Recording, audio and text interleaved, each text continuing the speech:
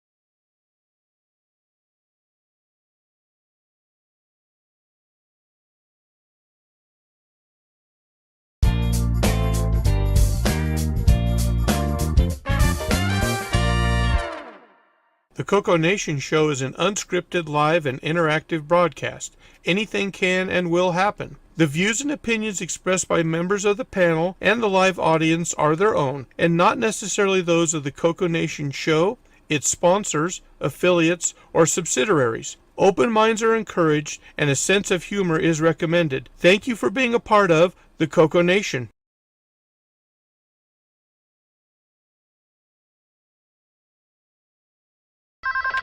Radio Shack? Okay. What? The 80s called.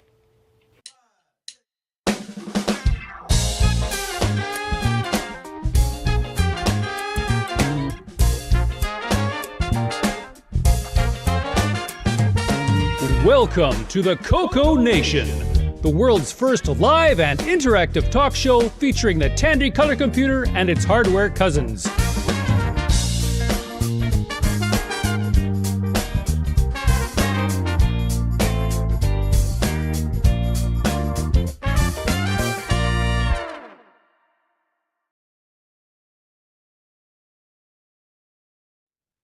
Oh, hello, everybody. Sorry for all the dead air. Minute. Just behind Come on, today. We've got hours of dead air coming right up. What, this is going to be the game on challenge? Followed by this. And I've already I forgot to do all of the co-hosts, so I'll get them in a minute. Oh, let's see. Welcome to the CoCoNation Show, episode 375. Awesome. Where we're distracted by cat pictures. Always. All right, let's see who we got on the show today. Let's see. Okay, so I hit that button. Okay, so first up, boy, this thing's all scrambled. Okay, first up is Henry Gernhard. Hi, folks. Welcome to the CoCoNation. My name's Henry, and today my side project is going to be deconstructing how the BGG works with the SAM so I can do funny things with it. Okay. And I like your shirt. Thank you. And next up, we got Rick Euland. Hey, folks. And Sloopy Malibu. Greetings and sanitations. We haven't seen you since Thursday. I'm sorry. Wow. Exterminator didn't work. All right, next up, we got Ron Deluxe. Ciao. Okay. And next row, we got Marco. Ooh, I'm here. Yay. Glad to be here. And yours truly, the button pusher, Ken Waters. That's me. And L. Curtis Boyle. Welcome to the show, everyone. And David Ladd. Welcome to the show, everyone. Thank you for joining us. I'm so happy you're here with us. Please sit and stay a while and enjoy the show. And we got Alan, Exile in Paradise. Fries are up. Oh, hey. And Wayne Campbell. Hello, everybody, and nobody does dead air as good as you two. And last but not least, we have Brian Wiesler. And he's muted. You made it. There we go. Hello. Yep, just under the wire. All right, any higher than that stack behind you is going to fall on you. Oh, Don't tell me that those are all unbuilt no. kits. CoCo kits. No, they're not. Don't tell you that. But he's not going kits, to imply it very heavily for an hour. I can see Brian's obituary now. Killed when a stack of picked Cocos fell on him. I think he's actually working on putting together like a retail establishment and doing the old like computer center logo on the establishment. Oh, there you go. Brian, you Now could working- restart Radio Shack properly. Most stores are doing, most work in stores do progress. brick and mortar. He's doing CoCo boxes. CoCo boxes. There we go. Work in progress. More to come. Let's Yay! see. In the chat, we got Kevin Holloway, Exile in Paradise, Kevin Holloway again. 60, Canadian Retro Thing, Sloopy, Jim Rye, 8 Bits in the Basement. Peter Willard, David Ladd, Paco Tuck. Yeah, I can't pronounce your name, David. Let's see, Mark Siegel, Tom Eric Anderson, 60, Sloopy. Mark Siegel? Yep, Mark He is Siegel's in around. there. Yep, he's in there. People been looking for you, Mark. Let's see. Check your Discord. You've been missed, Mark. Okay, that's everybody there. So, since we did absolutely no show planning today, anybody got any Woohoo! project updates? You do? All right, well, take it away, Brian. Okay. Yeah, just a couple things that I wanted to share with you guys here. Switch cameras here. Nothing really crazy special. Just this still, I find this stuff interesting. You're not going to go through all the stuff behind you? No, I'm just kidding. I can. No, that's just teasing us. That's all that is. So, saw a set of these on eBay there at a decent price. So these are always kind of fun to have. I want to get my shelf back together where I have if you guys remember, I used to have all the different flavors of drives, and now I got some additional covers to throw over them if I want to. So those are always kind of nice to have. What's that? They haven't decayed to dust yet? No, actually, these are like really, really nice. Oh, they're still fresh and. Oh, they're still factory sealed. Factory sealed, yeah. Factory air inside these things here, but yeah, sometimes they start to yellow and get kind of cracky. These are both in really nice shape. It's because they haven't been exposed to atmosphere. Right. It's interesting. The joysticks are the same way. The new Kraft joysticks that are still sealed, the plastic's newer. You can just tell. Right. It didn't get old. So same deal here. And for anybody that's selling stuff on eBay, please stop putting stickers on stuff to market so you know what your inventory item is when you go to sell it, because these things are a bear to get off. So a Scotty peeler and distilled alcohol and you're great. So, I mean, I get it why they do that, because they sell something, they just have to go grab item. What I don't know what this would be, a EY31 or something like that. I get it why they do it. The big eBay sellers, but yeah, sometimes these things don't come off very easily. So, but anyway, next up, so Radio Shack had quite a series of educational stuff which we talked about, and I have most of these, but this is one I didn't have. There we go. Focus. You're gonna focus on me here. There we go. Part of the Tandy home education. This one covered the Spectaculator, and it had the disc and manual with it then. So, but this one I didn't have with that group. They were all in these like these neat little cardboard boxes like this. So so they would stand on end and you would see them. And you got a better all manual. on one shelf. Yep.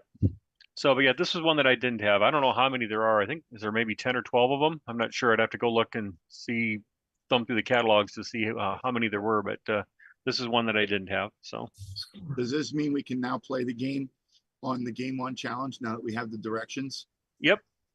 We got plenty of reading here for Mark to do, and it's even a nice little 3-ring binder, so it'll lay flat. Send a copy of that right to Mark. Right. He can start practicing now. And I wish, I know it's more expensive though, but isn't it nice when they do these binders like this so the manual lays flat? That's why you want the education system ones. They were designed to be used. Not, So, so just that one showed up there. And then the last thing I want to share, and we were just talking about this, the Kraft joysticks. Now I have a couple of these, but what was nice about this one was, I mean, the box is fully intact and it's in really, really good shape here. So that's why I picked it up. It even had the little instruction pamphlet with it. And the cardboard insert, which you don't always find. People would chuck these. So, and then it was in the plastic, and either somebody took the time to twist it back, but this looks very factory twist tie-ish. Yeah, when you twist them back by hand, they never look the same. And that's the way they come, with the twisted around and stuck on top of the stick. So that's the factory pack, I would guess. And the rubber's really nice and pliable too. So this one was just in really, really good shape and stuff. So that's why I grabbed it and add it to the collection. I love the joysticks, and finding the boxed ones even better. So, and even had the baggie with it. So, but we've all seen this one before. But there was the Kraft brand, which we've talked about many times. So, what's the red sticker say? The red sticker here? Yeah. It talks about the mode there. So for mode change, stick must be held to the corner while changing the toggle. So it's just talking about moving this to the corner. So when you flip the switches, then the little hook in there grabs the spring, and so it makes it free floating versus the self-centering there. Self-centering. So is that one set up for the CoCo? Yes. Because it's not Tandy branded. Nope. Yeah, Kraft did sell them for the CoCo for a limited time until Tandy decided to sell them on their own. Okay. And what I'm trying to recall though is, so this is premium room number 2. I don't know if was there a 1. I know there's different That's ones the out one there. versus 2 button, isn't it? And that Yeah, might be. makes sense. I have seen a premium Roman numeral 3, but I've only seen that in an Apple version where it'll say Apple IBM. But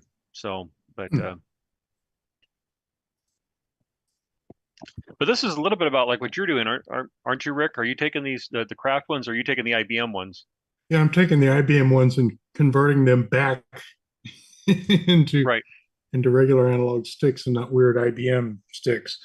And did yours have the 2 or just the single Yeah, red? they have the 2, although Tandy did sell a joystick with just a single fire button that they bought from Kraft. So that kind of leads into there probably was a premium one that just had the one button on top, because Tandy sold it too. Right. So, but no, that's just what I wanted to share this week. Just a couple things that popped up that I grabbed. So that's all I have to share, unless anybody wants to have any questions. Hey, Rick, the Apple IBM way of doing the joysticks was around way before the CoCo was. Yeah, I'm sure it was. Doesn't make it better. Meh. Bingo. Let the platform wars begin. Exactly. Hey, Or we don't could run begin. those. They've never died. Right. Okay. Anyone else have a project update? I don't see Nick here yet, so we'll probably have to hold this off until the game news. Okay. The summer doldrums. Unless Wayne wants to give an update on his Sokoban 1. Yeah, I can do that. I finally finished correcting all of the issues. So now it is, as far as I can tell, bug-free. Anyone that wants to is welcome to break it. Let me know what you figure out. And now you've got an extension going, right?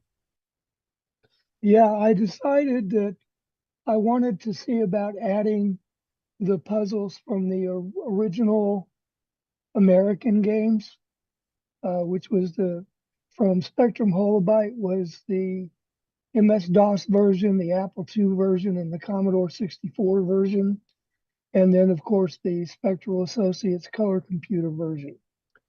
And then there was a file that was considered to be the originals for a long time that came from the Unix version called Sokoban. And in my travels, I discovered that there were many differences in the same 50 puzzles. So I cataloged them all and I called it a tribute file. And so I'm adding those puzzles into the game. It'll end up being basically 6 sets. There will be the full set, which will be 73 puzzles. Well, maybe not quite 73, but I'll cover that later. But then there will be the divisions between color computer, MS-DOS, Apple II, and C64, and then the Sokoban version. So you'll have a bunch of other puzzles to play. They don't all look that different, but I can tell you that when you start seeing the differences, you understand why there's so many of them. But some of them, 6 of them exactly, the only thing different is an exterior wall block. It doesn't really change the puzzle. And if you're not looking for it, you won't even know where that wall block is or isn't. You have to study it. I'm just converting the puzzles. I'm having to refresh my memory. So that's the work in progress. It's going to take a bit of extra coding to make it work with the game, but I'll get to that when I get through converting all the puzzles. That's cool. Looking forward to that. How many puzzles total will it? Unique puzzles then will it be in the final version here with these added? If I not including the 80 that are already there, there are 74 puzzles in the tribute set, one of which is not, or actually it's 73. one is not solvable. The Commodore 64 version had a puzzle 42 that could not be solved. It came that way from them. Someone messaged me on the Discord telling me that they heard that there was a fix made available, but it was like done from the command line or something. I've never heard of that before, so I'm waiting to find out more about it. I did create a corrected version of that puzzle, which brings the total in my set to 74. I am planning on including that puzzle so that if you're playing the Commodore 64 set, you don't have to worry about getting stuck in a puzzle that can't be solved. So there's all that going on. But yeah, it's including the one that's not solvable and the corrected variant I came up with, 74 puzzles. And that's in addition to the 80 that is already in your current version. Yes, that's in addition to the 80. So basically it's 154 puzzles, 153 of which are playable. That should keep you busy. Yeah. One Sokoban to rule them all.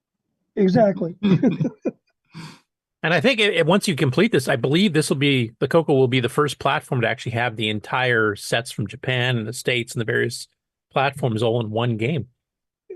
As far as I know, yeah. So I'm kind of looking forward to getting that done, just to see what the reaction is with the other crowds that are not CoCo people. Well, once you get that version done, I'll put that on the little intermediate EOU release, and then if the people in the other crowds want to get it, they can just grab one of the emulators and download EOU, launch it from the GUI, and have fun. Okay, well, I'm not sure how long it's going to take for me to do it because the coding is what's going to take the most. Because, for example, for puzzles where the only difference is an exterior wall block, if you're going to do all 73 of them, it's going to skip one or the other.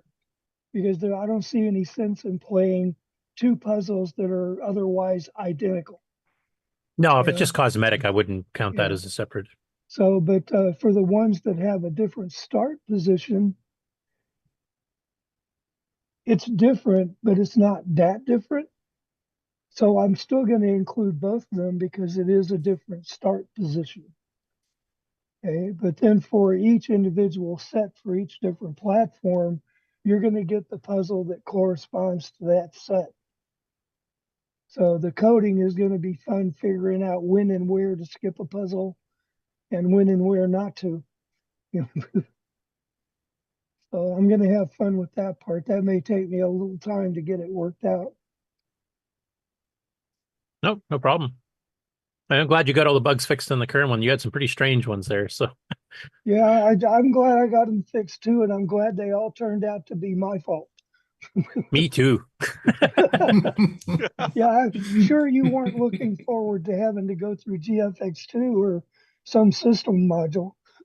Yeah, no, I was starting to prepare for that. I was starting to go through graph-driven co-win, so I'm just glad they ended up being my fault. It's just that last one was the hardest one to find because I couldn't figure out for the life of me what was going wrong. And I got lucky. I looked at it, I said, okay, I'll start out by commenting out all of the echo on, echo off calls. And that ended up being what it was. I was turning echo off before creating the second window. Yeah, so it was trying to turn echo off on a non-existent window. So when it finally did create the window, the setting wasn't right. Yeah. So fortunately, I got lucky on that one and found it quick. I was really pulling my hair trying to figure out what things to leave out of the code to figure out where the problem was. Yeah.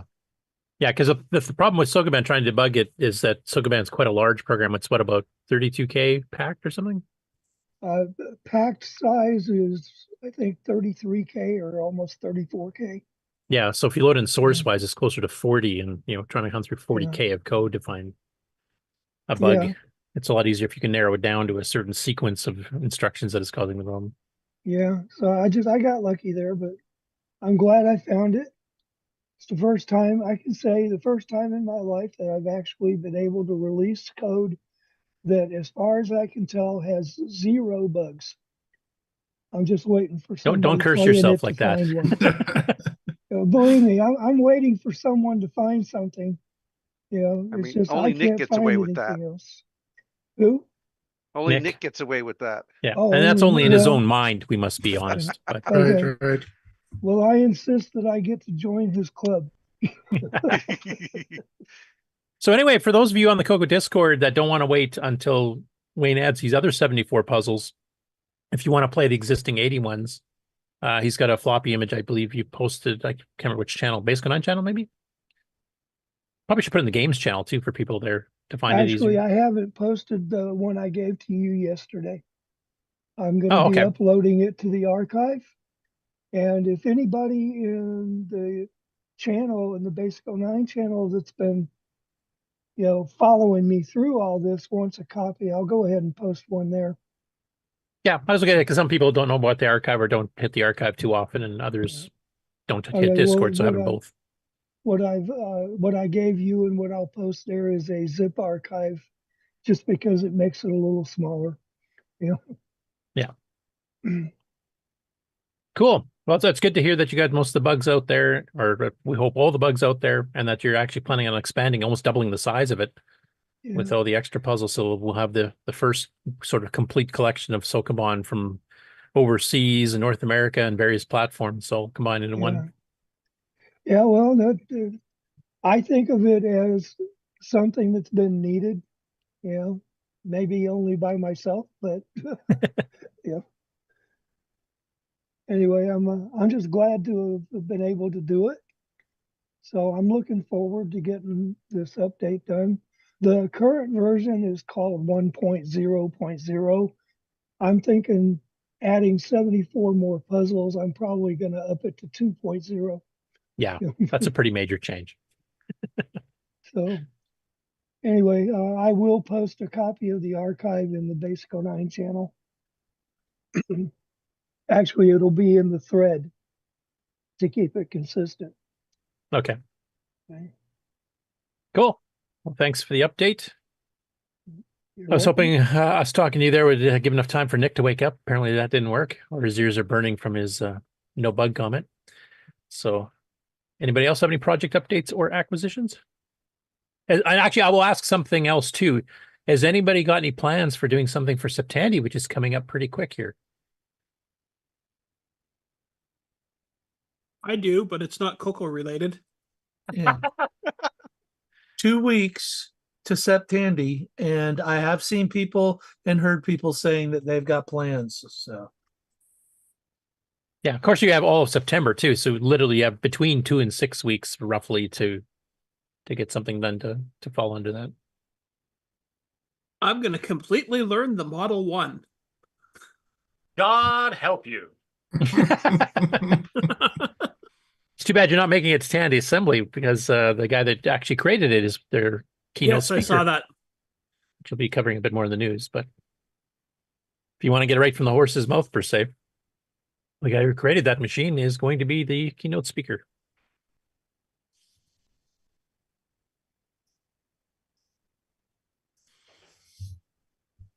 Any other project updates or acquisitions? Sorry, Mark. Nope. Nope, I guess not. All right. Game on? Sure. Can? Yep. Yeah, okay. Sure, why not? Just give me a minute to get ready. Okay. Yeah, put some pants on, that kind of thing. Have I put in a video for the results yet? Yes, I believe we do have it. So. Oh, cool. let me Then begin. I'm ready to go.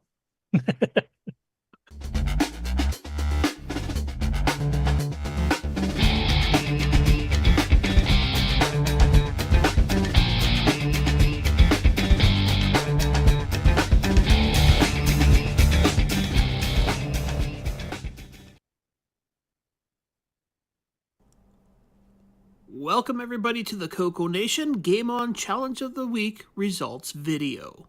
This week we played Bash. We had a total of 21 players. We had Mark B with 36,700, Mark O with 45,400, Jim Rye 53,900, Henry III 61,900, David Ladd 62,600, Mike 65,800, Ed Rhodes 69,200, Jason Warrens 137,400, Canadian Retro Things 153,600, C. Duris 165,900, Sloopy Malibu 185,400, Tasman 224,000, Damon Beals 227,400, Buck Owens 235,200, Coconut Bob 289,700, L. Curtis Boyle 321,800, Paul Shoemaker 338,900, Stratofall 346,000, Brizzle Laviva Coco 354,200,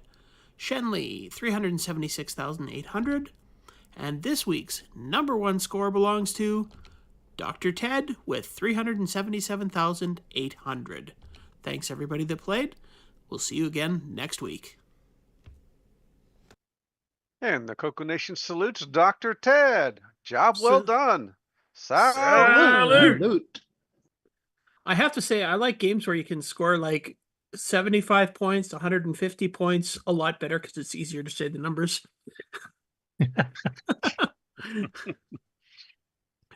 Okay, so I found one review for Bash, and it was in Rainbow, February 1989, I believe. Yep, 1989. So let's see. Something that's interesting, I never thought about the game, but this one describes it as a game where you have to clear a vacant lot of debris for the construction of a new building. That's stretching it a bit, I would say. That's an interesting take. Yeah. That's like the Temple of Rum space game. Yeah. Yeah, that. And then the picture here, I don't know what that, like, there's like a laser or a pointer coming out of the ball. I don't know, was there an early version that had like a practice mode that would show you exactly where the ball's going to go or something? That might be the phosphor. Like if they did a long exposure to get a nice clear picture, it might have just captured the movement of the ball. Oh, okay. Anyways, then I talked about just a regular breakout game. Bash makes good use of the colors available for the CoCo 3, allowing for extended play because you don't get video eye aches from the colors being too bright, I guess. The Puyan palette. Yeah. Yeah. And there's one of my favorite lines that too bad Nick Morantes isn't here. It's essentially bug-free. There you go, Wayne. Steve York's game had that too.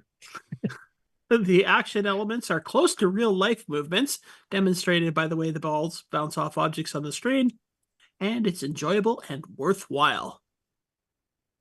So this reviewer definitely liked the game.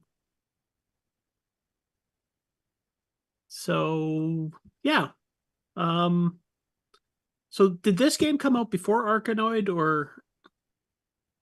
Yes, I believe Arkanoid got released in 89. Okay. Can't remember the copyright screen. It says the first version of Bash was 88. Yeah. Version 3 was 89. You telling me that I've actually achieved a level equal to Mr. Bjork? For being essentially bug-free. Yep. Yeah, I don't know. It's pretty straightforward. Tips and tricks for the game are the falling power-ups to definitely go for are the slowing. Yes. And if you can get a multi-ball, then a slowing down one, and then you can get all the multi-balls moving around really slowly, and it's easy to keep them up in the air. Yeah, and if you can find the X one, the extra man, that's a nice one to get to. That's something I did notice between the hacked version that was on the archive and that version 3 that you put up. Mhm. The X's seem to come a little more often on the version 3 one. At least I don't know if that's true or not. It just seemed like it to me. Oh, okay. Because I think they're supposed to be kind of fixed as to what levels they appear on and which brick in particular. Okay, I because don't believe they're well, maybe they are. I think they are random because I've gotten them on level 1. Sometimes I haven't gotten one till level 4. Okay.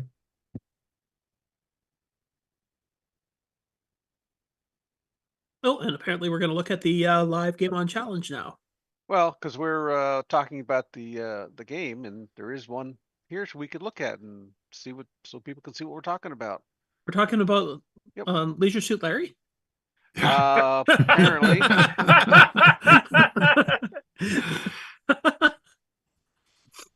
So the other upper left corner. Okay, so yeah, I don't know. Does anybody else have any tips or tricks about this game? I definitely think I'm just gonna say I definitely think it's easier than Arkanoid because I definitely got higher scores in it than I've ever gotten on Arkanoid. No, I usually find Arkanoid easier because once you get a laser and you can blast stuff, as long as you don't catch another one and get some other useless thing, then I prefer that. But one thing I found was angles, where it hits your paddle, the angle is definitely something you have to keep track of because you can actually, turn the direction of the ball the other way and you can adjust the angle by how much towards the edge you do it. And the magnetic one makes that nice because once you catch it, you can see, like if it's the far left or the far right, or if it's a little bit off the left or the right or near the center, that you can kind of tell what direction it's going to go. And then if you got that last brick or two that you've been trying for 5 minutes to hit the stupid thing, then you can actually kind of, once you learn the angles that it'll fire off at, then you just hit the joystick button to fire it off. And if you get good enough, you can actually just pick those bricks off. So near the end of a level, especially the levels that have permanent things in your way that you can't get rid of, and it keeps ricocheting off those, then I would recommend maybe trying to catch the magnetic one as the last one. The beginning levels are the beginning of a level when you've got rows of bricks really near the bottom, and as you keep hitting it, it keeps getting faster and faster. You may want to try to get the fat one, which gives you a better chance to catch it without losing the ball. But basically, as you said, the slow ball is the critical one to get, and the multi-ball on top of that is probably the perfect combo. I like the wide paddle. Yeah, the fat one. Yeah, the fat paddle. Yeah, that's always nice. Especially like when you got stuff low on the screen, like on the screenshot that Ken's got right now. Actually, both of the ones that are playing, Monarchs too. You've got this thing near the bottom that keeps hitting off of, and the ball keeps speeding up as it hits that. So the fat paddle definitely gives you a bit more chance to hit it back up and try to get an extra slow compromise. Ball. Yes, I would say that this game is not easy to play unless you have a joystick that is non-self-centering, i.e. a Black Beauty or a Deluxe with the spring centering turned off. But Sloopy made the statement, and I agree with this, that the easiest thing to use is going to be like a rotary paddle. I don't know. I had pretty good luck using a mouse on an emulator. I had okay luck with it too, but it was still very annoying because my mouse went above the level of the screen and then it stopped working. Yeah. And then one of the recommendations I give also is if you're using MAME, go in and adjust and turn off the dead zone. So that way it's not getting stuck in the center of the play field, because that was the biggest issue I was having, was where you'd be moving the joystick left and right and there'd be a dead zone right in the center. What's this MAME you speak of? Never well, heard of it. The one that I use the AVI write feature, so I make those videos with. And yes, Sloopy, we can all see your Atari paddle. Yeah, it's kind of funny because the CoCo in the early 80s did have paddles available. Spectrum Projects and a few other companies used to sell them, but they never really got that popular. I've never seen a CoCo paddle available for sale anywhere. We need this. Tandy Radio Shack never sold one, but a few others did sell them. Okay, well, Brian, have you got any of those in your collection? Is Brian still here? I have no idea. He's offline. Well, he's here, but not here. Computer's here. Not here. Well, you know what would be interesting then for a side project would someone would design a 3D printable thing, 2 paddles, and make it so that the 2 paddles and 1 button goes to the single 6-pin DIN, so that way you have a button for each paddle. And then that way you could have up to 4 paddles on a CoCo. That's easy enough to do, and that's actually what Atari was doing also, if I recall correctly. Their 2 paddle system plugged into on the 2600 plugged into the one connector. Yeah, So you got one Y-axis, one X-axis, and that's a right. paddle for each player. Even though the default, The way the Apple works. Yep. Even though the default for the Atari was a digital joystick, it still had the capacity to do full analog if it wanted to.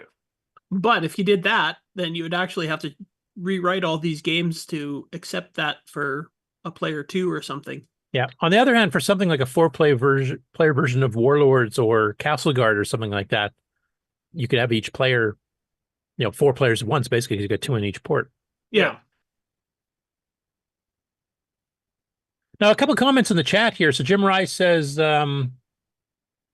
if this predates Arkanoid, did Steve Bjork invent the idea of drop power-ups during a game of Breakout? No, because the original arcade version of Arkanoid came out in 85 or something. So that's like way before either of these. And then AJ Griglack, hope I'm pronouncing your name correctly there, sir. Found that version 1, this is comparing the version 1, version 3 that were up, that I uploaded the version 3 of. And he said version 1 only went up to level 15 and then gave an ending screen and a game over. Did you guys encounter that? Or did anybody get that far? I never made it that far. He also said, I didn't get as far in version 3. He thought that the speed increased more rapidly in version 3. And he said, last week, Ken mentioned the end level said the end, but that didn't happen in version 1. Oh, okay.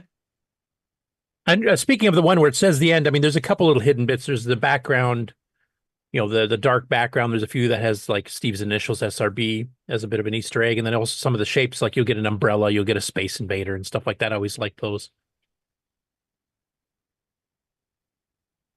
And you can adjust with the settings what level you want to start on. So, yeah, I'm kind of curious now. Only up to level 15. Okay, so we should try maybe level 15 on the version 1 and see if it actually ends the game. In that review, they said it goes up to level 20, and I thought that when we read the instructions or something, it went up to level 30. So it could be when he made new additions, he added levels. That's possible. Like I said, I honestly don't remember what the difference was except for the credits. And you guys were mentioning like you might get the extra man thing more often. AJ was mentioning that it seemed to speed up more quickly during the game on version 3. So there might have been some tweaks to the gameplay. Mm-hmm. But extra levels, that'd be kind of cool. It'd be like Sokoban then. Now I'm curious. I might have to play it again. Well, somebody might have to just go disassemble the 2 versions and take a look. No disassemble. I've got enough disassembly projects on my plate. Thank you very much.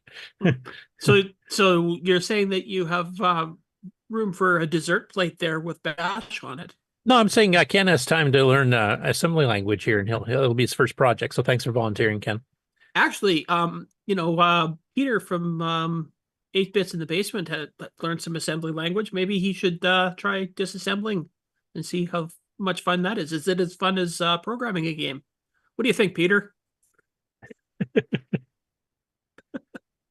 I'm better at disassembling stuff than I am writing a game, I'll tell you that. So there might be some truth to that.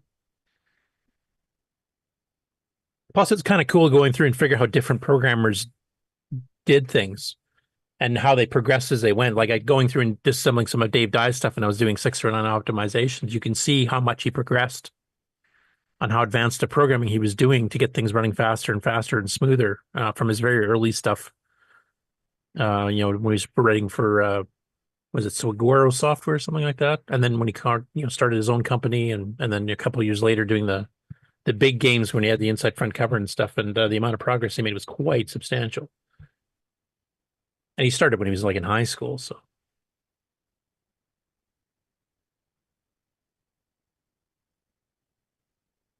No, it's cool. It's a cool little game. I'm now curious if version 3 does have extra levels, and if the gameplay has been tweaked.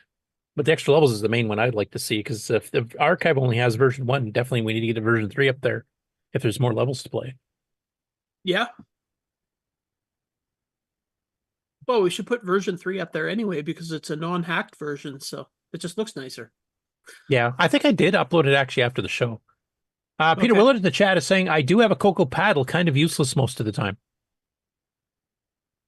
No, I can think of some good games for it. Yeah, some of the space shooters, for example, if you're on the bottom and it has analog, like Space Assault or Galactic Attack, where you just need the fire button and X coordinate, you don't need a Y coordinate, all that, those might work okay. Or Bash. Or Bash. Or Arkanoid. Or Able Or Builders. Color Out. Breakout. Super Bust Out. Has a few. Warlords, Castle Guard. Oh, no, Castle Guard is two-dimensional movement. But Warlords should work.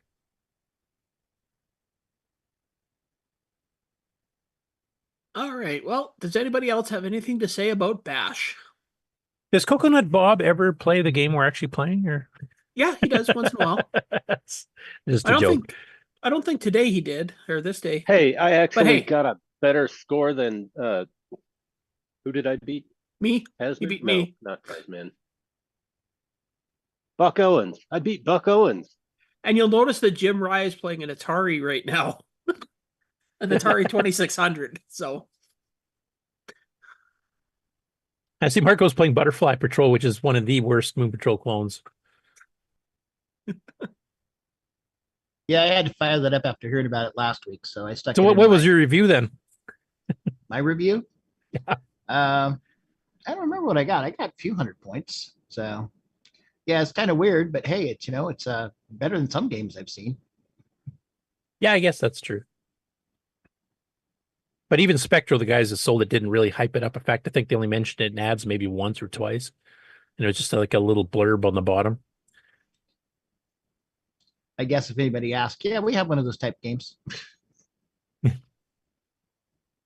Speaking of Moon Patrol type games, though, what's the other game there, Ken? Oh, our other game is Desert Patrol. Desert Patrol. Yeah. I'll take the peach cobbler, please. The game's so good, you just look like you want to lick it. That sounded wrong. That sounded Dave Ladd levels of wrong. Yeah, that's that sounded Steve Jobs levels of wrong. That's what he used to say about Mac OS 10 when they did their. I think he called them lickable buttons, didn't he? When they did that before they went back to flat for all the closed boxes and stuff. I think he said that during one of his keynotes. Hey, go on. Sorry, Ken. Okay. Yeah, so the other game that we played is basically a Moon Patrol game, except that you're in a desert driving a Jeep. And you don't have the same kind of checkpoints and stuff. So it's a kind of a, I guess you could call it a dumbed down version of Moon Patrol. Yeah, that's what I'd call it. There's no background or anything, and it's a constantly flat surface. Except for the potholes. Except for the potholes, yeah. Yeah, that's part of the Chicago simulation. No, just kidding. Or Vancouver. Yeah, or Saskatoon. Oh, wait, no, Vancouver's not flat. Never mind. You want to give away any tips or tricks on Desert Patrol? Well, I guess, like, what was the actual Moon Patrol version that he did? Moonhopper. Moonhopper. So just like Moonhopper, when you speed up or slow down, you don't go any further into the screen. What happens is the missiles that are coming down at you either go forward or backwards, depending on your momentum. So something to watch out, especially if you're slowing down, they can go through the front of the screen and come out right behind you and hit you. So that's something to watch out for. So the missiles will wrap around if they go off the edge of the screen. Okay. Yeah, I'm getting used to that control. I think a few people are used to that. Because you don't move forward and back like in control. Just adjust the speed. The aliens are shifting left to right, basically. Mm-hmm. One tip I will give is when you jump up your buggy, there's some of the aliens near the bottom that looks like you're going to hit and collide with them. You can't die by hitting an alien, so don't even worry about it. There's not even collision detection for it. It's the bullets you got to worry about, plus holes and rocks and things. When you are actually right on top of them, they can still fire and destroy you. Yeah, that's true. But like you'll think you're going to commit suicide if you try to just jump and maybe you're getting stuck between things, and go for it, because if they don't fire, then it'll actually overlap the shapes too. Like you'll be right through the guy and you don't get killed. And that one, I think you said you have to start on level 3, correct? Yes. Although even level 3 is not very hard, because we've had some pretty high scores, and I think they're going to get even higher next week. I don't know. Does anybody else have something to say about Dessert Patrol? What kind of desserts? First question. Well, blueberry muffins, because that's what I just had for lunch. Oh, okay. I was thinking in the Nano bars. Nah, fresh blueberry muffins, freshly picked blueberries.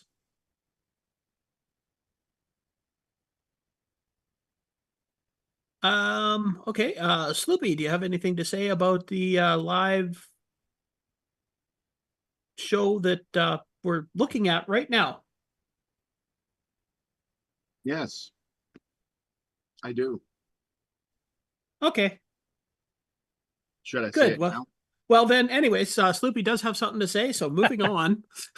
Go ahead, Sloopy. I can feel the love.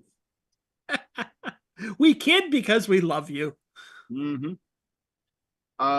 Yes, this week was a successful show because we had up to 7 people playing at once. And not everybody that was there was playing, so there was even some bonus people in the audience. And then we also had some special guests on the show. Guest commentators. Yes, guest commentators. I have a question. I have an answer. What is the threshold for a successful show in terms of live players? We have to have at least 5 total, and at least 2 of them have to be Canadian. I think it's successful if it's more than just me, Sloopy, Jim, and Mark. And yeah, well, that would be 5. Yeah, that's true. Hey, come on! I didn't have my socks off. I couldn't count that high. Hey, I was going to join, but sadly, the internet was down. So yeah, and we also like to have someone from not the North American continent, but that rarely happens. And you had to wash your hair too, David Ladd? What hair? The hair all over your body.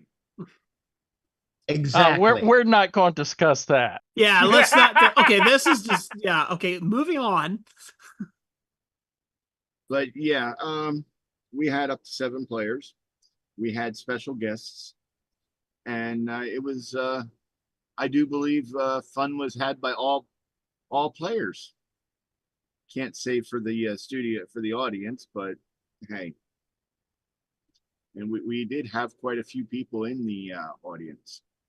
And as you mentioned, even guesting on the Discord, so they could do color commentary.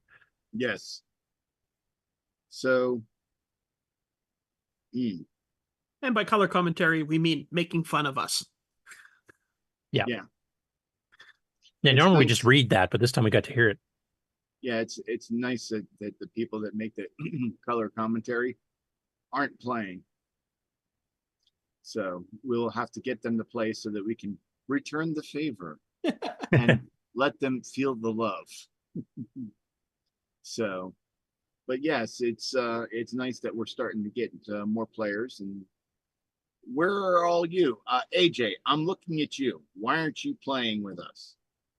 Thursday nights, 8 p.m. I don't want to hear excuses.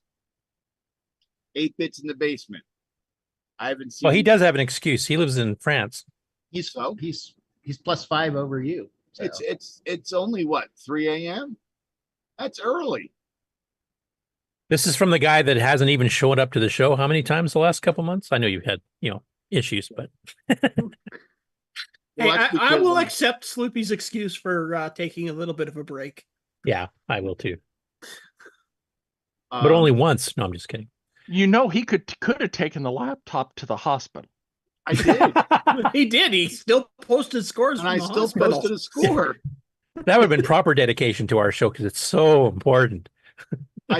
I did take my laptop and I did post a score from the hospital. I would like to have seen you on camera in your hospital bed in the show. In the show. The Wi-Fi in the hospital wasn't that great. So also, Dave, haven't seen you on the show in a while. Let's see here. Who else? Well, Dave mentioned he was planning on it, but he unfortunately had internet issues at the time. David Craker, haven't seen you. Chris Patrick, Durst, where have you been, Patrick? How come you're never joining the live game show? Thursday's a bad day for the internet. Yeah. Well, my Rick? DSL was down The for name several shaming. days. Yeah, Rick, we haven't seen you on the show. Well, Sloopy, where and when can these people join the show now that we're shaming them into it? Oh, glad you asked, Ken. Thursday nights, 8 p.m. Eastern U.S. time, on the CoCo Discord. And do they have to have real hardware to play the games? No, you don't Do even they have even- to have an emulator to play the games. You can play in a web window. All right. Well, that sounds good. So I'm expecting to see even more people here next week. Yeah. Yes. And for any of those who want to try playing it in a web browser, if you need any help, if you join the CoCo Discord, which you'll need to join the show anyway, Yeah. then you can actually get some instructions from Sloopy and Ken and others. It's not that hard at all. Yeah. We can even help you on the show. We've helped people completely set up their emulator, XROR only, on the show. Or VCC. They could play. We can help people with VCC. Yes, you can. If you need help with XROR, you got me. If you need help with VCC, you've got Ken. And if you need help with MAME, Curtis, you're it. No, David Ladd would be better at it than I am. Yeah, we need David. Then we got to call David Ladd and get him on the show. I could do MAME a little bit, and I just do OVCC for Linux as well. Yes. Yeah. Oh, so we'll mention Tier City GP, which actually covers Tier City Model 1, 3, and a bunch of other machines, as well as the MC10 and the CoCo 1, 2. No CoCo 3 yet, but it actually runs pretty well. I've been fiddling with it a little bit lately, too. So that's another one that's not too hard to set up. And AJ, don't worry about echoes. Sloopy does them every week. Oh, yeah. We're used to echoes. As a matter of fact, it would be nice if somebody else were on there and then we could stop harassing Sloopy so much about echoes. Yeah. Oh, I'm not going to stop harassing Sloopy for that. Come on. Yeah, but the thing is, what they don't seem to understand is when you have echoes, it makes it seem like there's more people there than there really is. No, it makes it sound like a giant empty room. Yep. No, what I like is when you get the really good bassy speakers and you say blooms, and then it just reverbs. Dave, the more I hang out with you, the more disturbed I become with what you say. Welcome to the club, Henry. We've been experiencing that for years. Don't talk about my friend David like that. He is the most normal, well-adjusted person I know. Remind me never to meet your friends, Sloopy. And who are you comparing him to? Us? Well, no, that was where the cricket sound started. Echoing Obviously- crickets. Obviously, you've never met anyone in my family. All right. Well, At any rate, moving With that on. said, How was gonna say. about we are going to play Dessert Patrol for one more week. Any particular dessert you want, as long as it's level 3. I like lime cheesecake. All right, then you can go on a lime cheesecake patrol. I want key lime pie. Okay. Not key. And moving on, our game for the next 2 weeks is going to be this one, if anybody can recognize it. Have you picked one yet? Oh, this is a dragon game originally. This is definitely originally a dragon game. Is that the Dragon Port of Elite? No. No. That would be nice. There was a guy doing a port of Elite, actually, but I don't know what's happened to him. I think the only person that knows what it is Curtis. Yeah, but I'll let you announce it. I keep stealing your thunder on these, so. Oh, okay. Well then, just let me. It's got some really cool 3D effects, though. I will say that. Yep, I'll share the title screen here. Cosmic Crusader. Ooh. So. I'm surprised Sixie and a few others haven't already, like Tom Eric Anderson, who were, from Europe and had the dragon, didn't mention this. This is a pretty popular one, I understand. Yeah. So it's a really quite a good space shooter. So sounds fancy. Actually, if you go back to the screenshot of gameplay there, Ken, we should explain something just so people understand what they're looking at. Okay.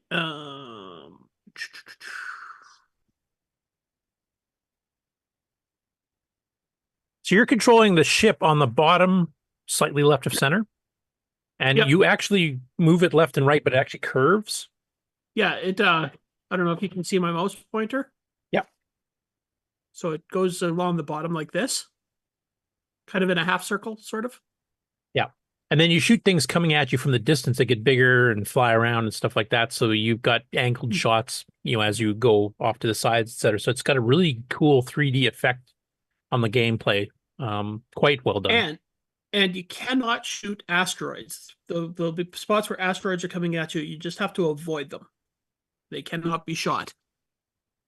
And I think you have limited ammo in this game, don't you?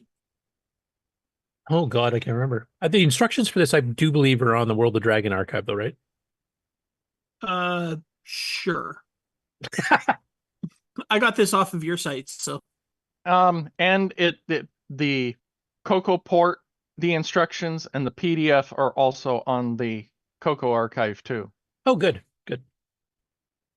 Sixie is actually saying in the chat, he said not one he had at the time. I'm surprised. Oh, wow. I'm surprised, too. Tom Eric, if you're still there, wondering if you've played this one before. But there's different waves of different enemies and stuff, too. The TIE fighters, when they came out, they did a really good job on those. Those are awesome looking. There's a hint. On where some of this came, what the inspiration, where some of the inspiration may have came from. Now, before we get off this game challenge section of the show here, I did want to mention the next episode of the CoCo show has been announced. It's going to be recording next week on Sunday. And the game that they're going to be doing for the CoCo, and I put up a little post in the Discord, but I thought I'd throw it out here in case people haven't seen that, is that they're going to be reviewing Demolition Derby, which is a cartridge game by Spectral that was sold through Radio Shack. It's kind of bump and jump without the jump. I guess it's probably the quickest way to describe it. But if you guys want to play that game as well this week and maybe do a quick little review, what you think of the game, the gameplay, etc., and then just post it into the CoCo Discord, I'll forward those on to Aaron and Brent for their show on Sunday at the CoCo show. I think we've already played that one on the challenge, haven't we? That's why I didn't ask, because I thought we played it. That was very early on. I think before my time, I think we played it. Okay. I'd have to look back. Because I'm sure that I've looked at it before and thought, oh, hey, we should play this, and looked and, oh, no, I think we've already played that. So. Yeah, I'm pretty sure we did. Maybe you guys want an excuse to play it. There you go. Post a little text review, a paragraph or two is fine. And I will forward them on, and they'll probably get read out on the show if you guys get them in to me by, say, Thursday, Friday. And you just post them on the regular game channel on the Discord.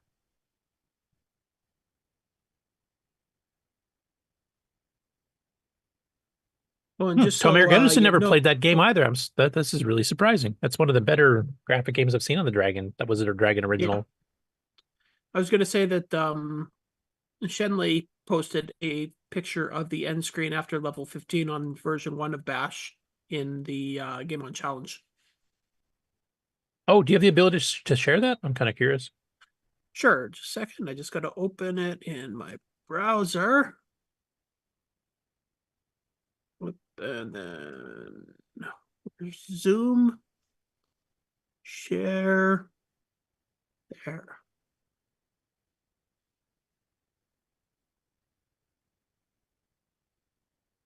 Huh. Obviously, I've never seen that screen before.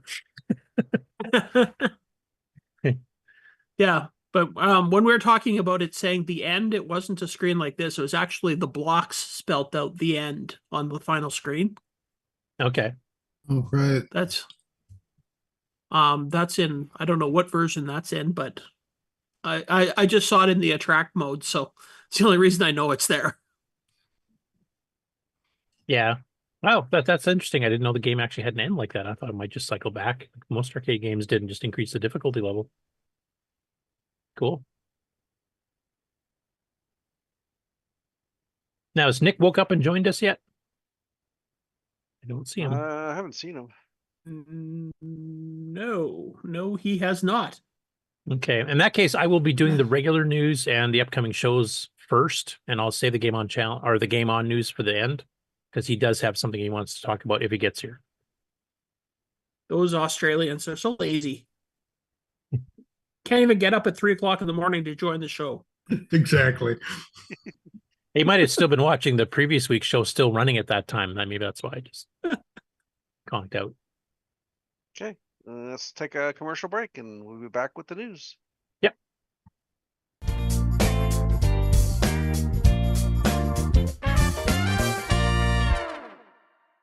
Hey, Amy. Hey, Taylor. We're watching the CoCoNation show. Yeah, we are. Woo! You should too.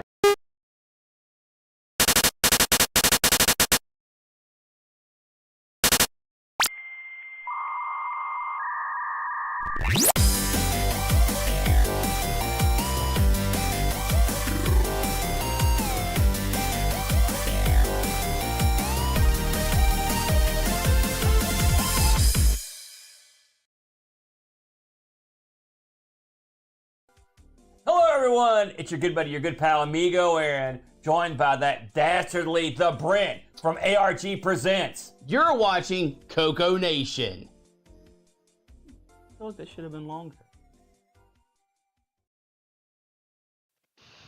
The CoCoNation show would like to thank the following patrons: Alex Gayer, Brandon Dunny, Brian Walsh, Brian Wiesler, Karen Anscombe, Coconut Bob, Daddy Burrito, David Ladd, Derek Smithson, Diego BF109, Don Barber, Eric Canales, Glenn Hewlett, Graham Wabke, Grant Leedy, Henry Strickland, Jason Warrens, Justin Larson, Ken Reichard, Kevin Holloway, Paul Fiscarelli, R. Allen Murphy, Retro Tech Time, Rob Inman, Rocky Hill, Steve Batson, The Break Key, TJB Chris, Tom C., Tom Gunderson, Tom S., and William A. Thing. Thank you so much, patrons. If you would like to support the CoCoNation show, please sign up at patreon.thecoconation.com.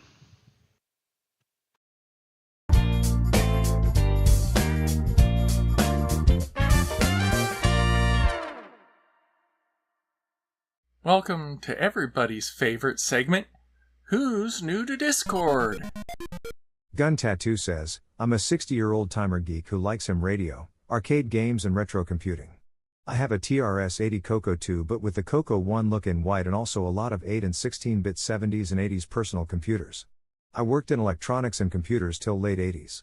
I like making modern things for these old machines. Retro and Gaming says, greetings Earthlings. My name is Rune, and I'm a software engineer by trade. In my spare time I run a small YouTube channel called Retro and Gaming as a hobby. I like to tinker. Be it fixing old stuff or create modern editions. And play games. I do love some good games. So why? What am I looking for? Well, simply to learn more about old stuff and in particular my TRS-80. Valby says, hey folks, my name is Felipe.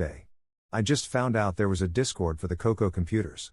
Found a never before used, still an original box, never unboxed CoCo 3 and I just had to buy it, ordered an SDC from Zipster, hopefully I'll receive it soon. Just here to learn really.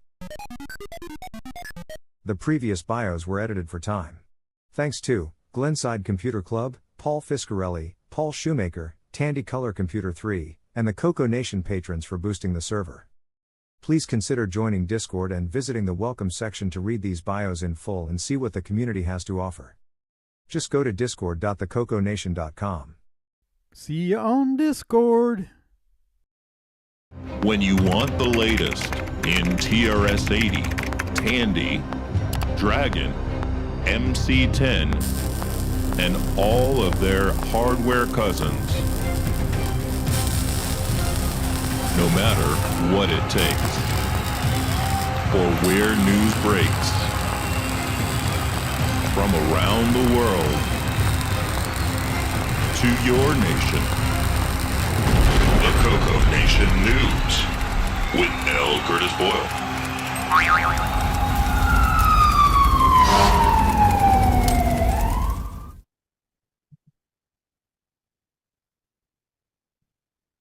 Okay, so first up, we'll go through some of the upcoming shows. And the first one is actually next weekend. That's New England Classic Gaming. They're having their basically the first meeting. It's electronic and computer retro swap meet starting at 9 a.m. at the Norfolk Public Library in Norfolk, Massachusetts. And Henry, I think you're still going to this one, correct? Yes, that is my plan. Okay, cool. So hopefully we'll get some live reporting or at least some photos. Next after that, of course, is the Big Kahuna, which has been recently expanded to 50,000 square feet in the Convention North Space, and that's VCF Midwest. I know they've already sold out, I think somebody mentioned last week, 250 tables too, so this is just going to be huge. And there's several people on the panel that are planning on attending this one as well, including Ken. I think Rick's planning to at least do a day trip down. I think Henry's going to be at it. A lot of people are going to be at this one. So hopefully we'll get some live reports from this one as well. They've got schedules up now. I don't know if they've got all the exhibitors listed because that seems to be a moving target at this point. And it should be the biggest retro computer show, I think, in the world at this point, or pretty darn close to it. Next after that, we got the World's Retro Computing at September 14th to 15th in Kitchener, Ontario. I'm actually lining up to have a couple of guests to come on and talk about that one, hopefully for next week, if not the week after at the latest. People that have been to it before, people that help organize it, people that are going to be new at it this year type thing. And this year it's at the Old Goodies Department Store on 8 Queen Street North in Kitchener, which is a bit west of Toronto. Free admission. And this covers all kinds of retro computers and retro gaming systems, etc. And there's definitely some people planning in the CoCo community to go down and actually show some stuff off. So that should be a good time. And look forward to trying to get the guests on to talk about the show in general too. So I'll let you guys know as soon as I get everything confirmed. Tandy Assembly, which is September 27th to 29th. And we got an update from Pete Zatinsky in the TRS-80 Discord. They now have sold out tables for the show as of August 9th. And then a few days after that, he made another announcement. The keynote speaker is none other, and I'm trying to remember if I'm pronouncing his name right. Is it Steve Leininger or Leininger? How did he pronounce that? Somebody know? But anyway, he's the one on the far left of the screen here, and he's the one who actually created and designed the original TRS-80, later to be known as the Model 1. So if you want some of the early history of how Tandy got into computers in the first place, and what went into consideration for designing the very first computer and one of the holy trinity of true home computers, because pretty well everything before this was kit style. This is definitely one you don't want to miss. And there's some other speakers you can see here as well. And of course, they've got tables, as I mentioned, they're sold out now for vendors, etc. And there's Jim Brain might have some special stuff to show at it too. I don't want to go into too much details until we get full confirmation of what all is going to be covered there, but we'll try to let you guys know ahead of time. But there's definitely going to be some special stuff there, and Steve is definitely one of them. Do they I'm trying to recall, do they stream from their shows? Or do they just sometimes record? The guests do. They don't officially stream. They do usually record. Okay. And I hope, especially in Steve's case, I hope they record it. So, but yeah, I don't think they usually do the live stream from there, but some of the guests sometimes do. We've had walkthroughs from people before. Next up, the Dragon Meetup's actually got an official post on Facebook now from Tony Jewell. He says it's 100% official. The Dragon Meetup is happening October 12th to 13th at the Cambridge Museum of Technology. All Dragon CoCo 6809 fans are welcome. You don't need to bring anything. Just come and say hello as usual. There will be a beer and pizza in the evening too. See you there. And of course, the two museums that are within the same vicinity, there's the Cambridge Computer Museum and plus the Cambridge Museum of Technology. It makes this a worthwhile trip just because there's so much stuff to see in addition to the Dragon meetup itself. So, and speaking of retro shows in the UK, another one that's happening, this is on November the 9th and November the 10th, is the Retro Computer Festival. Now, this is one of the largest ones in the UK or Europe for that matter. And this one covers all kinds of machines, including the Dragon and the CoCo. And that one you do have to pay for, and there's different prices depending on whether you're going one specific day or if you're going on both days, etc. But you can get the information from that on their website. And of course, if you want to get information on any of these directly, the links are all in the show notes that you'll find on the CoCo Discord. And this will look like a good one too. And then a couple that I don't have websites to show you, but I thought I'd mention. September the 28th, starting at 4 p.m. Eastern, the Amigos will be hosting the next live ICC International Computer Club. Sort of a live meeting demo. It's kind of like a virtual fest type thing, except covering all kinds of platforms and not just covering the hardware and software. They cover other things related to like retro, like, repairs, or they might cover stuff like collecting or how to present collections and that kind of stuff too. So that's always a fun time. I know Nick and I have been on it multiple times. Nick may actually have a reason to go on it this time. I don't think I will, unless I want to show off Wayne's Sokoban or something. So Wayne, if you're okay with that, I might do that. So anyway, that's happening on September the 28th. That's a live show. You'll be able to catch it both on Twitch and on YouTube. And they usually announce a little bit ahead of time what the presenters will be and what topics they'll be covering. So I'll try to cover that on the show sometime just before that, so you guys can maybe kind of gauge whether you want to watch or not on the live show in case you have questions.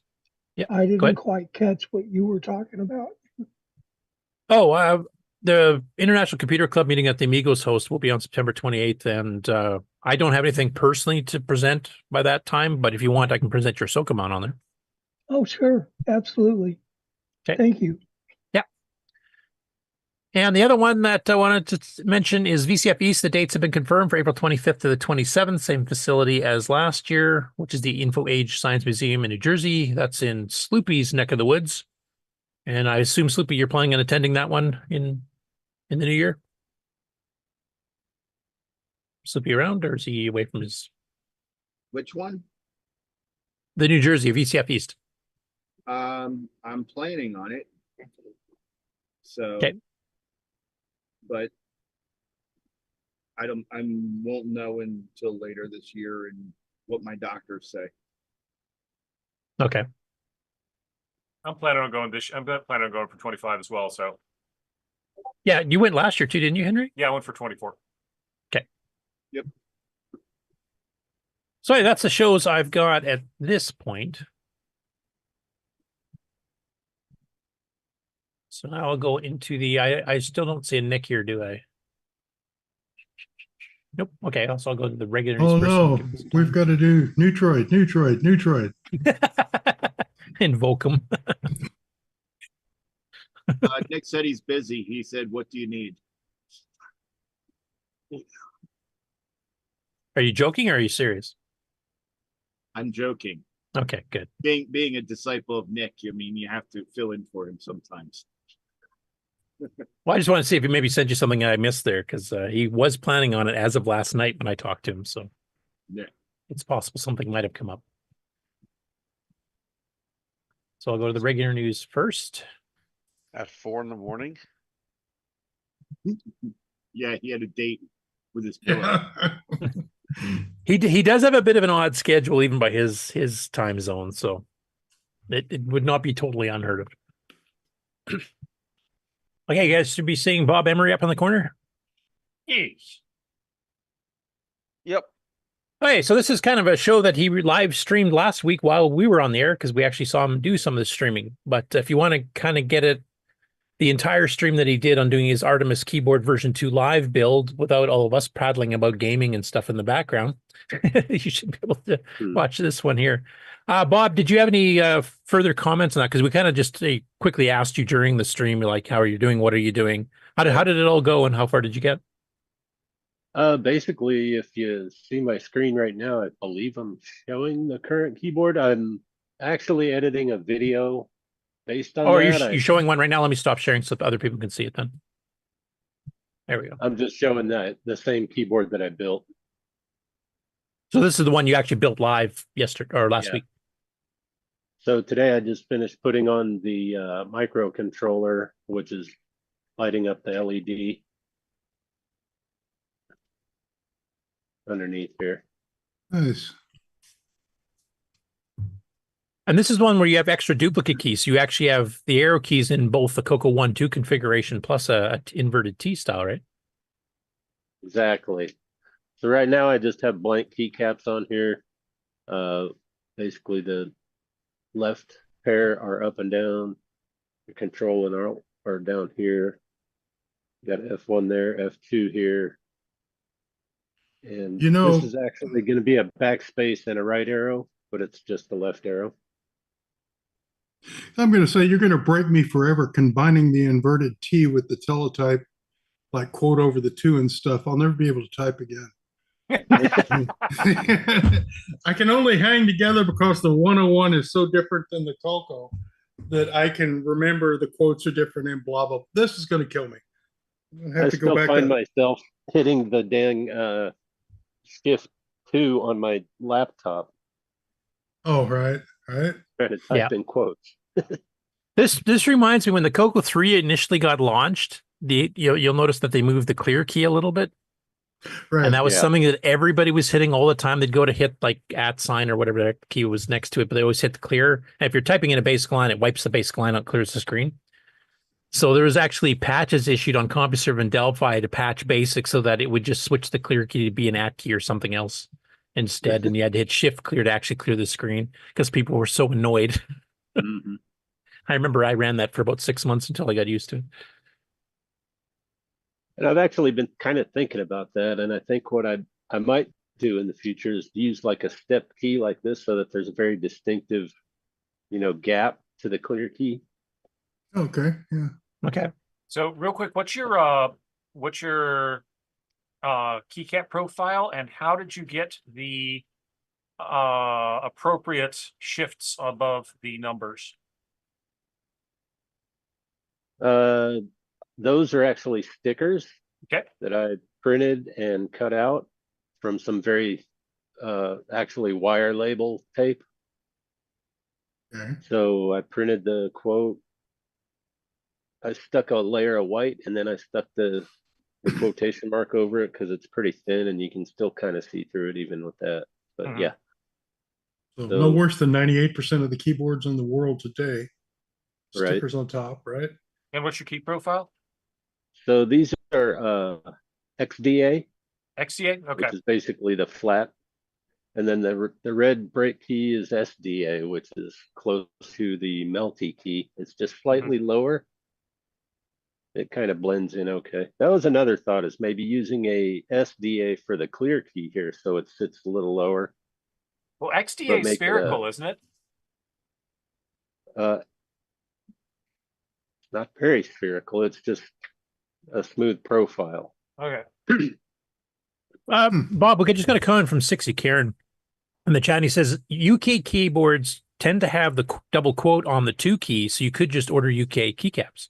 Yeah, that doesn't quite work. I've looked at that. There's a lot of different, You get one or two of them, but there's almost. Well, first of all, if I change just the 2 key, I'm gonna change all the number keys. So I'm looking at 20 keys to replace to get a full set of custom. And on the British keyboard, the number 3, it's got this weird little squiggly mark on it. Right. Oh, okay. Instead of the number sign /pound sign. Uh-huh. It's got an actual pound sign and not the pound sign. Yeah, they put the pound on a different key over next to the enter key. I think for disambiguation purposes in the United Kingdom, we shall call that an octothorpe. Sure. The octothorpe, because the pound is, like money. And so, the octothorpe is what we call the pound key. And the pound is what they call I always called it the number sign when I was growing up. Right. But yeah, for those of you interested in gaming in particular, this is a great keyboard design because then you can do the inverted T arrow keys, which on certain games might work well. And then for people like me that are so used to having, up and down on your left hand and right and left on your right hand, you get much more finesse control that way and better reaction time, honestly. That's what I prefer. So that way it works for both. And actually the inverted T works really well for like word processing or editors and that kind of stuff too. So it's kind of the best of both worlds. What happened to Bob? Oh, he abandoned us. He hit the pound key or something. That's one way to stop sharing. Oh, that clear key he was talking about. Yeah, damn it. He's got the end of line key. He just hit that one by accident. That's all. And here I was just going to unspotlight him, and he's gone. Okay, people, we need to get into the 21st century. It's called the hash key. Oh, right. It's the hashtag key. You're right. Okay, so are we going We're in Friday? retro. What is this 21st century of which you talk? Sorry, go ahead, That was David. good timing, eh? Yeah. No, I was going to say, if it's the hash key, we kind of need to like fry it up and put some ketchup on it.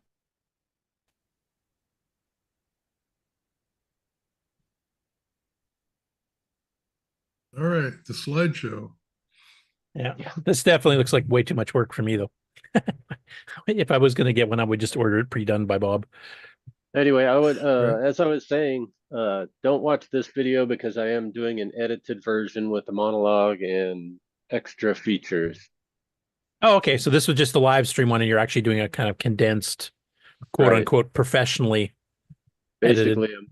I'm using the live stream footage, and I overcover my little TV with a current voiceover. And, Okay. And I cut out all the dead air and add a little Rush music, of course. Right. Yeah. So for those of you interested in following Bob's progress and actually watching this updated video coming out later this week here, go on YouTube, and CoCo Strangiato is the name of the channel. And you can subscribe. And you're wondering why this is not clicked on subscribe already here. I'm actually using the CoCoNation shows, and I do all my research on my own, and I am subscribed to them. So Fair enough. next up, CoCo Town released another video. This is Game Revolution Cycle 18. So this is back officially to the Moon Patrol project, and it's titled Projectiles as Objects, and he starts actually arming the player's buggy for firing up and firing to the right. And as usual, hilarity ensues as you watch all the various bugs that he has as he gradually whittles them down, but he gets some really cool effects as he's going. So I'll play a little bit of the intro. I'll show a couple of the buggy ones just because it's kind of fun, and then I'll let you guys watch at your own leisure the rest of it. Okay, I mean, it's not adjusted yet, and yeah, we still have that shimmer we'll have to take care of, but look at this. Oh, dang it! Come on! Look at Hello, that. and welcome to Game Revolutions, the series where I code up an arcade game using nothing but the 6809 instruction set, my precious CoCo, and a little love. Today, I will be adding the ability for the car to shoot. But not just any kind of shooting, rapid fire shooting. I will be treating bullets as objects. That way, no matter how many bullets are flying through the air, the code remains the same. It sounds simple in theory, and it is simple. But that doesn't mean I got it right on the first try, or the 5th try. So I will be including a bunch of bugs for your amusement. Let's go! And I'll show you maybe one of them here just to... I forget which one was the best. Let's pick one at random here. I would just do second try. Okay. Oh, jeez. Freak. All right, everything's fine. I can shift. I can jump. I shoot. Oh, what the heck? Jeez. That's an effective weapon. Well, if you were curious what the graphic screen looked like rendered in text mode, I could play the whole game like this. This would be fun. All right. There, that was Semigraphics 24 for you there. So those of you who are following our CoCo tech, that's the kind of effects you can get. I think the Matrix crashed.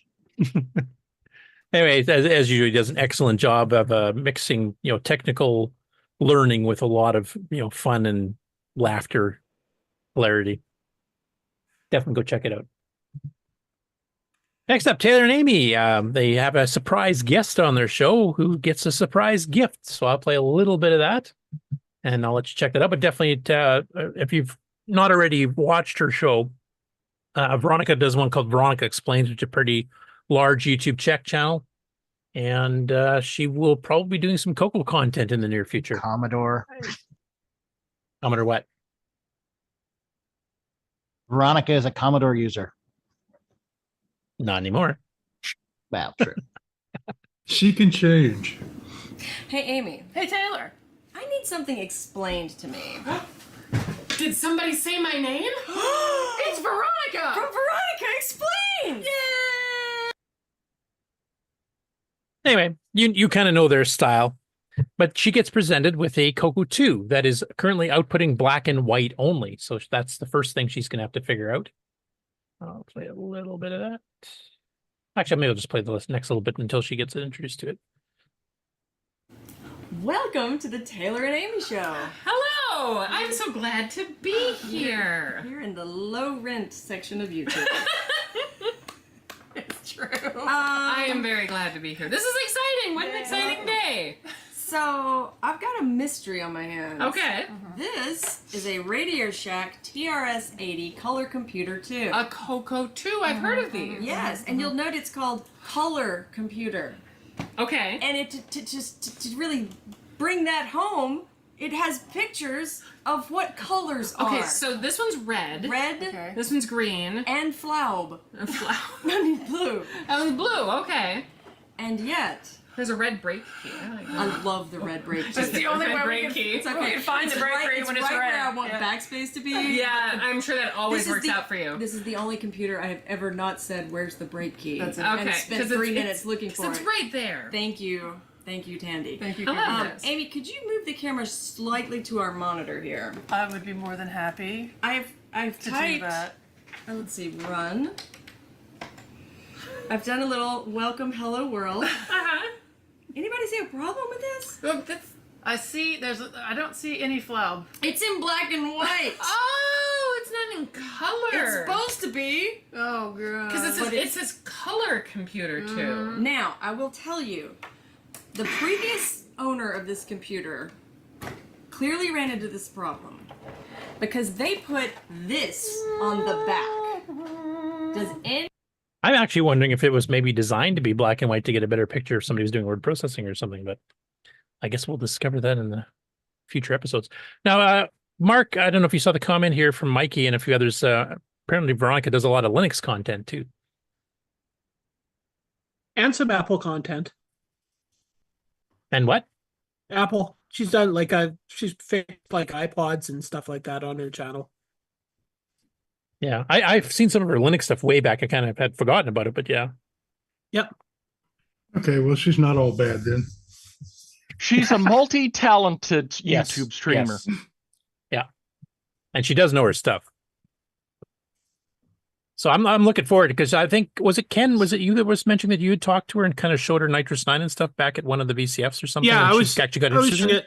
last year. I showed her a bunch about the 6809 and Nitrous 9 and stuff, and we're supposed to actually give her a CoCo, but she took off too early because my Sloopy got a hold of one that we were going to give her, but she left. So okay, so that then, with this, the one she has here that she's getting telling name is not from you then, or no. I think it's from Tim. Oh, Tim Lunar. Yeah, actually, that might be right. I think they did mention that in the video. Anyway, I'm looking forward to seeing what Veronica can do with it and getting it fixed so it displays color, etc. I am curious as to whether this was purposely a monochrome mod or a monochrome monitor out or if somebody was trying to bypass whatever problem the RF can was happening. So I don't think they actually figured out how to get that video, the extra video thing working. It's black and white out of the regular RF, I think.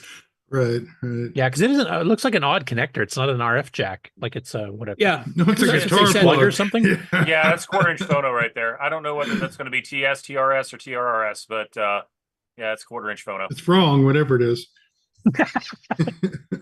And Amy said it is from Tim. Oh, okay. Thank you, Tim. Yes, thank you, Tim. Which we'll actually be covering another story about Tim here in a little bit too. Actually, pretty interesting stuff he was doing. Anyway, yeah, looking forward to that. I'm not sure when Veronica will actually get to this because she does a ton of videos on a ton of different subjects. I'm not sure where the CoCo is in the lineup there, but looking forward to that and looking forward to exploring the CoCo in general and the 6809 in particular. Oh, not this. Tim Linder said not this Tim. Oh, okay. I wonder which Tim we were talking about then. I have no idea. Yeah, I assumed it was Tim Linder. Right? All Tim's report. Wait, you mean there's another Tim out there? Cage match. No, I'm just kidding. David Lord says maybe it plugs into a guitar. I want one of those then. You can stream video straight to a guitar. That's going to be interesting. It shows as you strum the keys. As you strum it within the vibrations, you can see the video. Speaking of stuff on guitar, there's a little MC10 story coming up here too that I'm not going to say anymore until we get there. Tim Gilbert also says it's not this Tim as well. Tim, of course, is from the UK. I'm not sure. Amy, if you know which Tim you were referring to here, let us know in the chat. Watch it be Tim the Enchanter. The mysterious unknown Tim. Yep. How many Tims have we got? And Amy, check out the agrees rest of the it's video. not that Tim. Yeah. Check out the rest of the video. That's a usual humor, just like CoCo Town type thing. Amy says, yeah, no, that Tim, that didn't really help. We need to know which Tim. Well, we know it's at least not two Tims in the world. Yeah, we've narrowed it down to, two less Every Tims. other Tim. The only other Tim I know is Tim Hortons, so.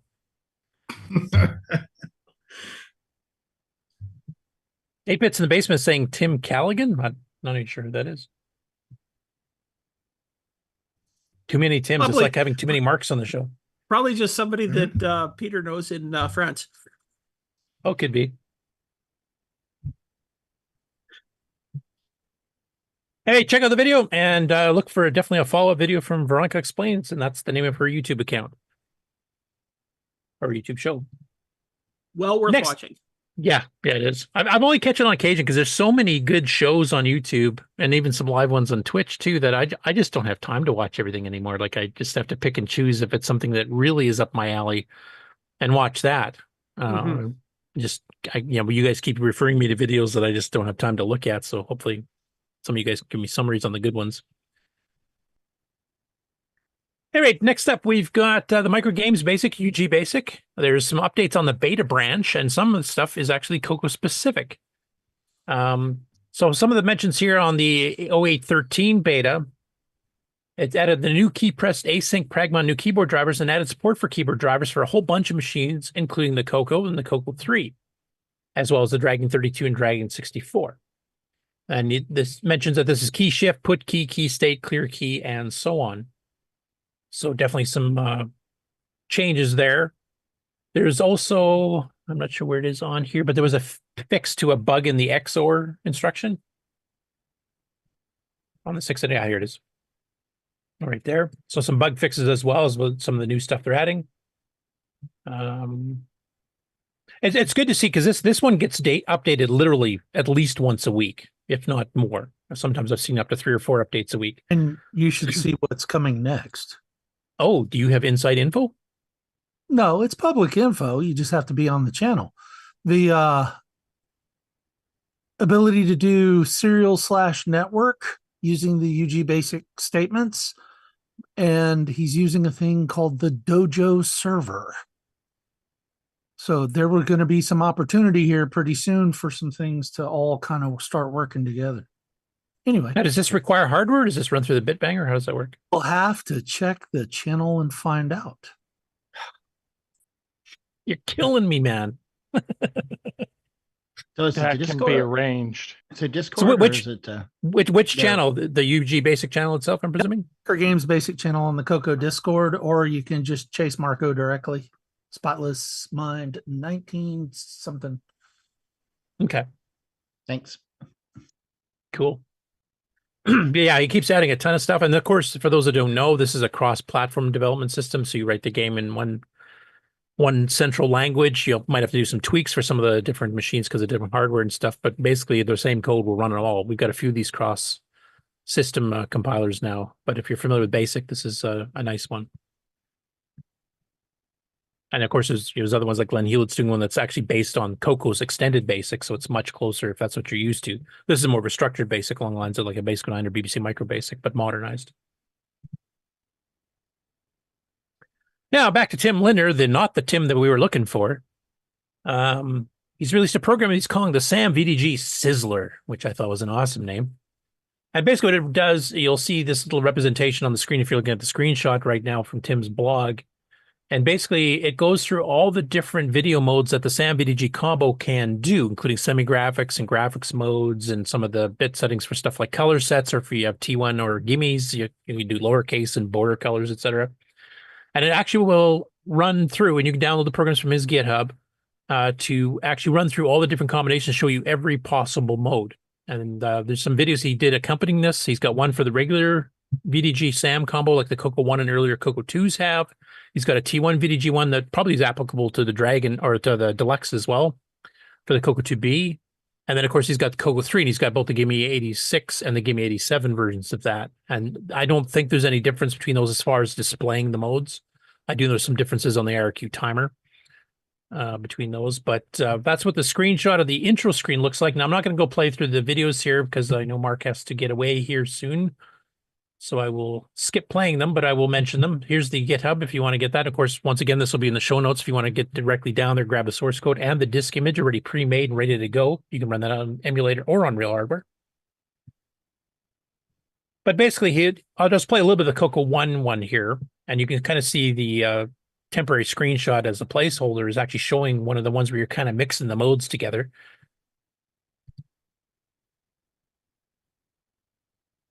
And this labels all the bits at FF22, I believe. Oh, come on.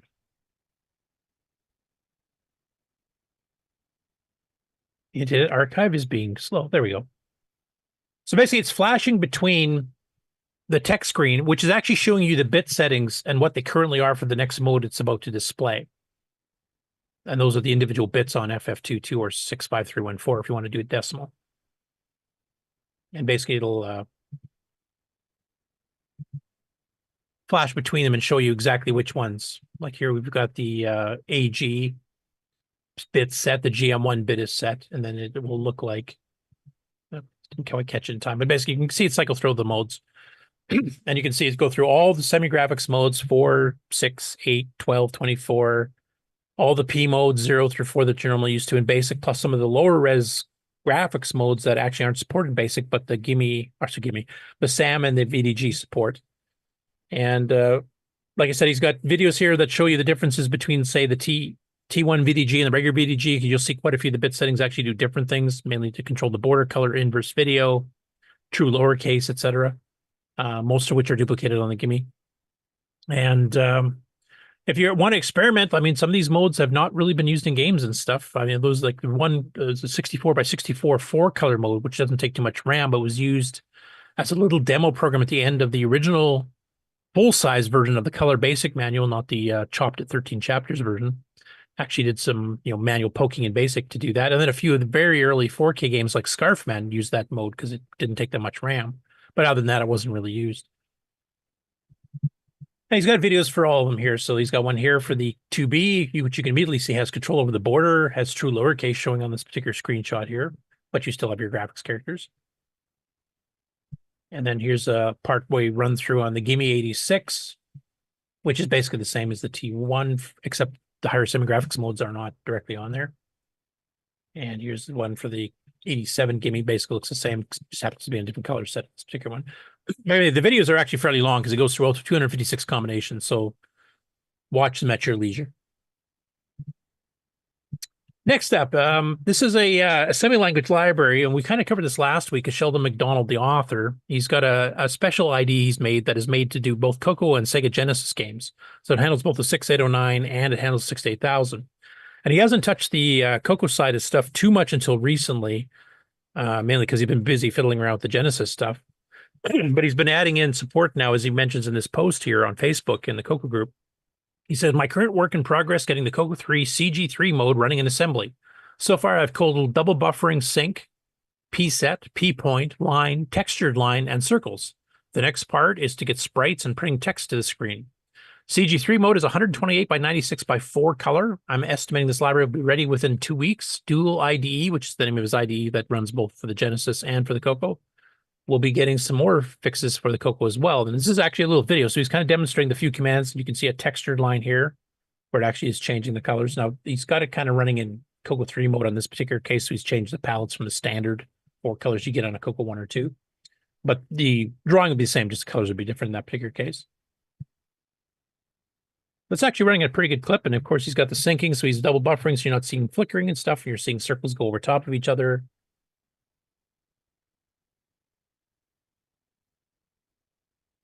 Showing you a little bit of the source code in the ID itself for his library calls. He did a little bit more of a demo a little bit later too.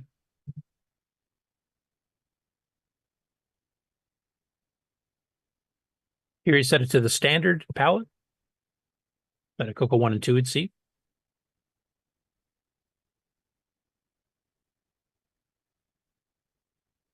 So this is compiled assembly, basically. It's assembly library, so you don't have to write these routines yourself, basically, is the reason for doing this. If you need to draw circles and some of these other things, and at machine language speeds.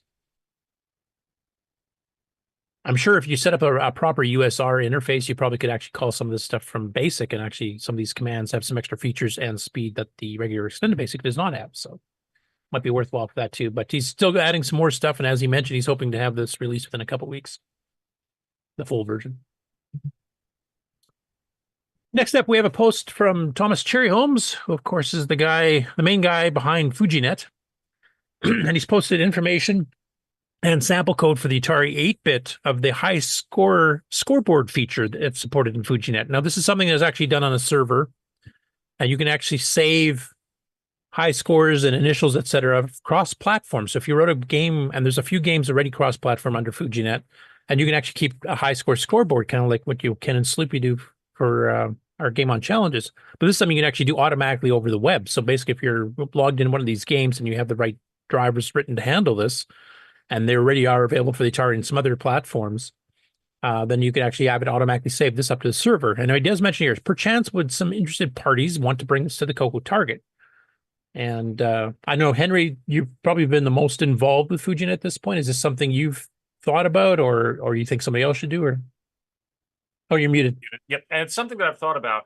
The biggest thing with it, though, it's something that I mentioned in a comment there, is there are so many various and disparate types of games that we have that we want to track. It'd almost be like you'd have to have a loader that hacks in high score tracking using the server based on a game by game basis if we were to do something like that. But if we're developing new games, then by all means, this is something that would be fun to do. And if we've got games that have a well-known high score ABI, then that could definitely be doable. It's something that I think would be really fun and really great, especially for like Game On Challenge. Yeah, I agree. Now, I was under the impression this was more meant for new games that were meant to run under FujiNet to begin with. Is that what they've done on the other platforms to have this, or have they been trying to hack this onto the older games as well? I believe so, yes. However, I happen to be a bit of a masochist and think that hacking this onto the old platform stuff would be fun too. Well, of course. I think it'd be good. Like, we've got some pretty decent games in BASIC. So if we get some tie-ins to FujiNet with, basic links, whether it's an exec a little subroutine or a USR call for certain functions, maybe you can take, some of the old Rainbow games like Rainbow Roach or Trail and Tail or some of those basic ones, because it'd be a bit easier probably to interface that once the infrastructure is ready to go type thing. And that might be something to do. maybe even do it under OS9 with Basic 9 too. So because we can write some pretty decent games in Basic 9 as well. Now, of course, we've got the competition because the Micro Game Basic, I think, is adding this kind of support within there too as well. So with that, what did you call the server, Alan? Dojo? I forgot already. Would be Dojo. So that'd be like a competition for this. Am I accurate there? If they want to compete, they could also figure out how to interoperate. It's all code, man. True. We have so many standards. Anyway, if anybody's interested in helping with that, Henry, are you kind of the go-to person for CoCo stuff? Like, are you kind of the in-between, or should they go straight to Tom? You can definitely go straight to Tom. He's not gonna have any problems with that. If you want to ask me about it, I'm fine with it too. With a lot of this stuff, a lot of this stuff is going to be happening on the FujiNet Discord. So yeah, I don't know. I can't remember off the top of my head how you get there, but there should be some way to get to the FujiNet Discord. Okay. So that should be definitely the first point of contact, regardless of who they want to talk to. Yeah. I just was wondering if you're kind of like the go-to person as far as, making sure people aren't duplicating projects and stuff like that, or trying to tackle the same thing. And I have no official job with the FujiNet project whatsoever, other than just saying, hi, I'll be a spokesperson. And that's not even official. Okay. That's a cool function. I would like to see that, whether it's done through Micro Games Basic or FujiNet or through Rick Euland's board or anything else for that matter. That'd be a cool feature to have, even if it is just for new games at the beginning. We could try to hack it on to some of the simpler games later on. So on the CoCo.io, that would be the Axiom ROM and the Lemma server or its waiter that would also be able to interface to FujiNet's high score system or Dojo or all the above. So, yeah, it's right, but close to being able to talk to each other. But we could also create our completely incompatible standard for ourselves. So, no, absolutely, but still, that's not helping, Rick. Yeah, it's helping me. Standards. There's so many to choose from. I think what we need to do is come up with a kind of an API framework that is common to them all, and then the underlying code can be different, but at least we can make the games run to the same insertions. XKCD comic about adding another standard. Yes, just what I was thinking. Absolutely perfect, wonderful, marvelous. Glad you did it. Because there's so many to choose from. Yeah. And then they add we're come up with this new standard and everything else to replace everything else, and then you just have a new standard add on to the list of the ones you already have. Yep. And that's what XKCD is all about. Yep. Okay, You're so gonna add this a new standard, call it a metric. Metric. Next up, this is somebody I'd never heard of before, and I'm not even sure how to pronounce his name. Jaffe Riddle, I guess. But he posted on YouTube a little YouTube short where he's using an MC10 as a quote-unquote guitar, as we were talking about before on the Taylor and Amy show, where they're talking about that big 1/4-inch plug-in marked video. And he's using a program he wrote back in 2016, and they added some effects to it to make it sound a bit more unique than standard output of sound on the MC10, which is 1-bit sound. And he says it in the description. Oh, I see. I did a spelling mistake in the show notes. Whoops. The MC19, a brand new computer. No, I'm just kidding. So he sold his MC10 not too long after he recorded this, but he actually wrote a little program that you would hit certain keys, and they're actually, each of the keys is within the same scale range. So it's playing in the same key and different octaves and stuff, but it will always do notes that match the same scale. So no matter what key you hit, it will play a tone that is at least somewhat linked to the previous tone you played. It won't be completely off key and sounding really dissonant. But what some of the effects he put on actually sounds pretty good. And I thought this is a kind of a unique thing I've never really seen anybody do before. So play a little bit of that.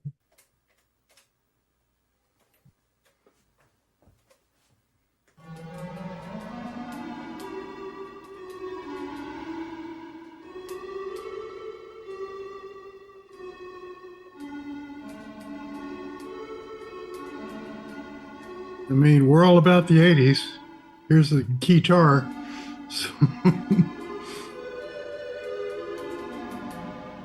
He just needs a quieter keyboard. So did the guitar develop off the MC10 or was it the other way around? Right? Good question.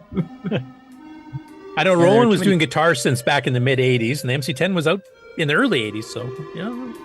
And too many keyboard players rejected the MC10 as a user interface. Right. Well, that Yeah, one make it guy on the look like Red a Green piano. show liked it. Oh, that was a CoCo, wasn't it? Sorry. Yeah.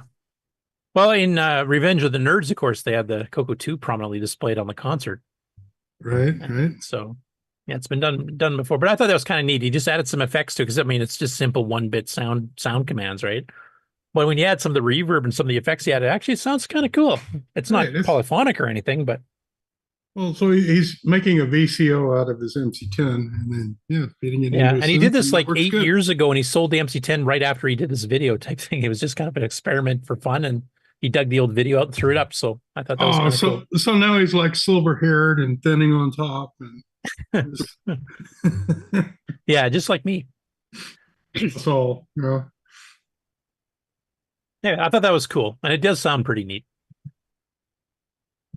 Next up, we have some Dragon stories. The first one here is from John Whitworth, and as he puts in his Facebook post in the Dragon group, he said, new versions of Dragon power boards are now available, basic and deluxe versions, with the basic removing some of the less essential components like LEDs, some sockets and headers, and the deluxe version implementing configurable power rail voltages for -5, +5, and -12. Me not being a hardware guy, does somebody want to translate what that means? it scares me. Rick or Mark or somebody? Translation for the Variable hardware 5 volts is a scary concept. What does he mean by that?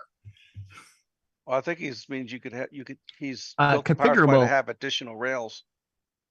I think these are all the configurable weird just means. rails. Okay. Yeah. I think configurable just means you can select from it. Maybe they're from the pre-done set of -5, +5, or -12, or maybe there's something custom. Or if you had like the original 16K RAM chips that needed all those voltages. Oh, you could turn them on or turn it off. Okay. Yeah. Or Yeah. RS-232. Yeah. Right, because I did have a real one of those. Yeah, that's right. The Dragon 64 had a real serial port 6551 based, and the Dragon 32 had the real parallel port.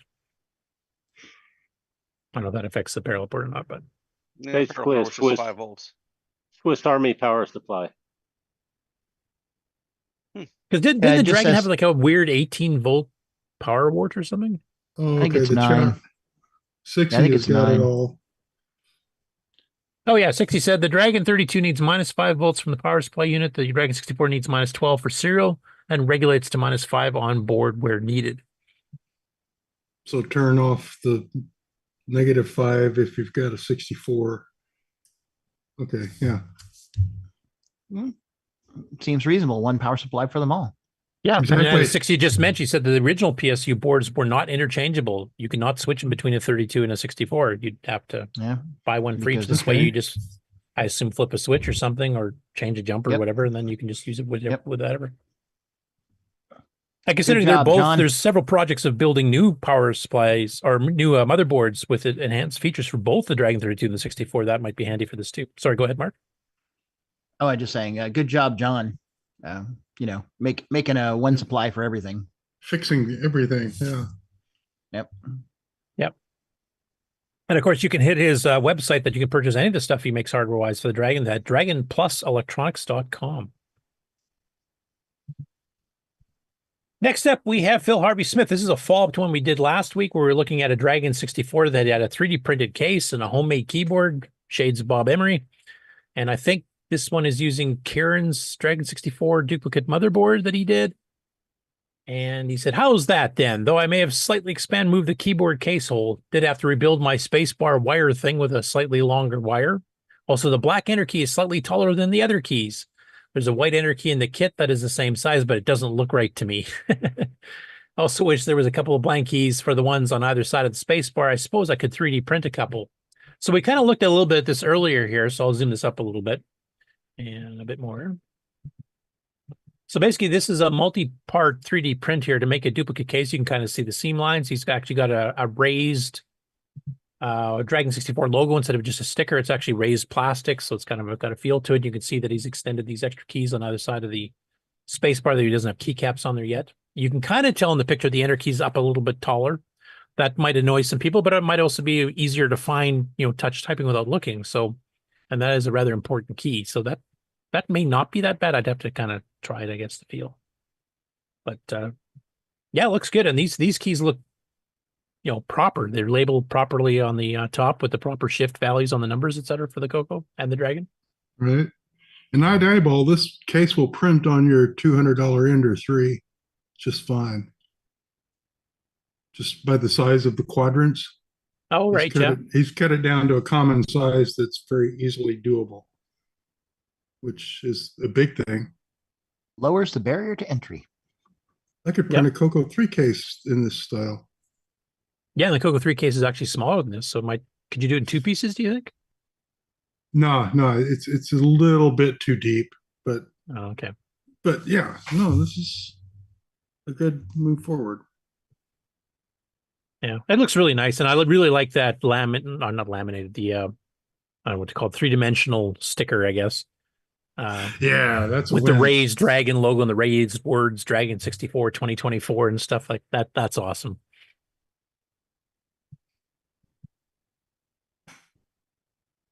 Next up, a YouTube channel called Jess B's Tech Department, and apparently she grew up with a Dragon 32. And the power supply on their old one was screwed, so she ordered one replacement. I think it was from John or Julian. I can't remember which one. But she got it up and running again. Now she's got to be doing some follow-up videos and stuff too. There's a little bit of noise, but she checks it out, makes sure it works. She shows off one of the modern tape solutions that uses an SD card to record tapes and stuff. So I'll play just a little bit of the intro and then kind of show the result when she gets it up and running again. This is a Dragon 32, one of Wales's first ever microcomputers. And I am super excited to have it here because it's Welsh. I'm Welsh. I'm excited. You're excited. I know you're excited. And you should be excited as well as we take this old 8-bit machine and get it ready for the 21st century. My name is Jess B. This is my tech department. And be warned, it's going to get very Welsh very quickly back, all right? Come on, boyo. Let's get her going, is it? I can't tell she's Welsh. We won't know if she's cussing or not. I never realized how much similarity there's between Newfie and Welsh. That's so you're catching some of those words, right? I mean, she has a rundown. You can kind of see the new motherboard here. Or is that the old one? That's the old one, I think. And of course, being a hardware person, she has a ton of soldering, so I just skipped this part because it scared me. And she had to clean the board a bit. She had a fair bit of stuff here that was actually kind of stuck to the chips. A little scary. But once she plugged it in, turned it on. It's random TV number 2. I found this for €10. I mean... Now, she had 2 different TVs, period correct CRT style. The first one did not display that well. The color kept kicking on and off and stuff like that. And the second one actually worked quite fine. You can't argue with some of these things. People throw these things away. And there we go. Look. It's perfect. Dragon Data Limited 16K basic interpreter 1982 Microsoft. Awesome. The computer just works. The new power supply works perfectly. Oh, I'm so excited. Let's get based on the Maxduino. And I got this from We Make Robots in the UK. It's a fantastic bit of kit. I really love it because it's more than just your basic Maxduino. There are some very good added extras in here as well. Now to power it, we just need to add in little socket there and plug in our audio jack to our cassette port. The other jack on this cable is for the recording. I don't have a remote jack on this one, but that's fine. I don't need it, although it's interesting that this machine would work with it. As you can see, we have our Maxduino, so I just need to get to the right thing. Let's open that. There we go. And let's find some games.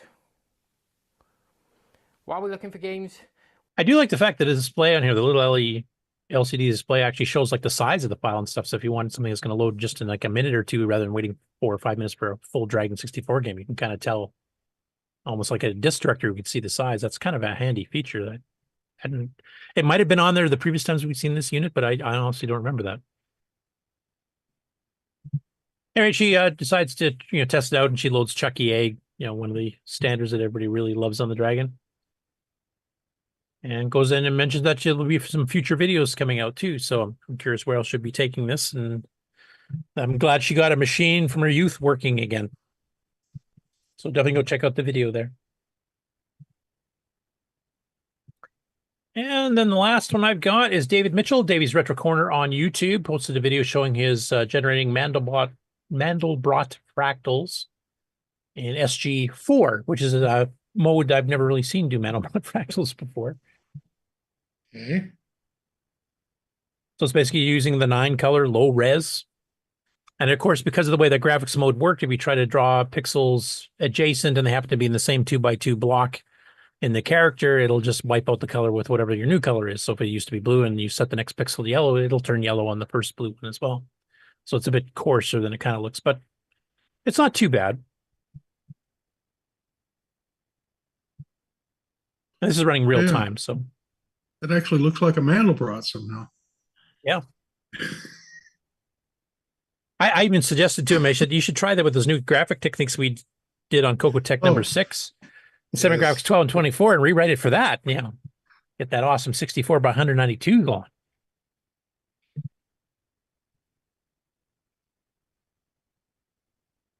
Anyway, he's got that available for download. He's got a GitHub. He's got some other stuff we'll be mentioning a little bit here later in the game on news as well. So I won't tell you about it right now, but definitely go check it out in the video on his corner or on his channel as well. Those of you into Mandelbrot and other fractal sets. Show stuff shared there. I'll switch over to the game one. Has Nick showed up yet? Where are Marintilus? Nope. Wow, that's unusual. I thought he'd be up by now. He's made every show except the one he's supposed to talk on. Yeah, exactly. For like 3 years now. So I don't know. Yeah, I just checked and see if I got a private message. Nope, no private message from him either. He's actually okay and stuff, I guess I'll just mention on his behalf. I won't be able to do any demo stuff or anything on it, but for those of you who watch CoCo Tech number 6, you know that his game project in using the semi-graphics higher modes and basic is his port of the Atari 2600 Hero game. And he's gotten pretty close now. He's actually got the game itself basically playing. He's added in the floating plank and a few other things too. What he's doing now is he's changing the way the levels are structured, because right now he had it embedded as data statements and he's kind of running out of RAM because there's 20 some odd levels and they get bigger and bigger as you progress. So he's actually working on just setting it up to actually read from a disk file instead as you progress through the game. And then he's got some general debugging and stuff to do. I'm going to be helping him kind of debug some of it. And oh wait, no, Nick doesn't do bugs. Play testing, I guess I should say. Yes. So, but he's hoping that he will have it fully up and running and bug-free and ready to go in time for Septandy sometime. I'm not sure if it'll be near the beginning or the end, depending on how things go. He's right now converting 15 levels that he has to do by hand, entering in all the data statements and then embedding them to files. But it's coming along quite good. One of the last things he'll be doing is he's going to be leaving, like right now he's got the basic code, it has a bunch of REM statements and stuff, basically to make it easier for people to learn what it's doing. And that was part of the reason for doing it. It's going to be a tutorial, not just a game. And it's going to have remarks kind of explaining what different parts of the code do. And once that's done, he's going to make a second version where he's going to strip all the comments out and he's going to renumber it by 1. And he's going to try to optimize it. It may not be quite as readable, but it'll be playing a little bit faster. It's highly recommended if you're playing on a CoCo 1, 2, or a Dragon 3264 that you run it with the speed up poke if your machine's capable. Most of them are.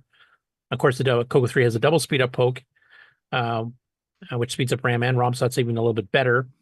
If you have a Gimme X, it definitely will run quite nicely on that. And you can simulate the Gimme X speed in VCC fairly close. I think it's only 0.2 megahertz off. I think it's 2.68 on the VCC and it's 2.86 on the Gimme. So, or Gimme X.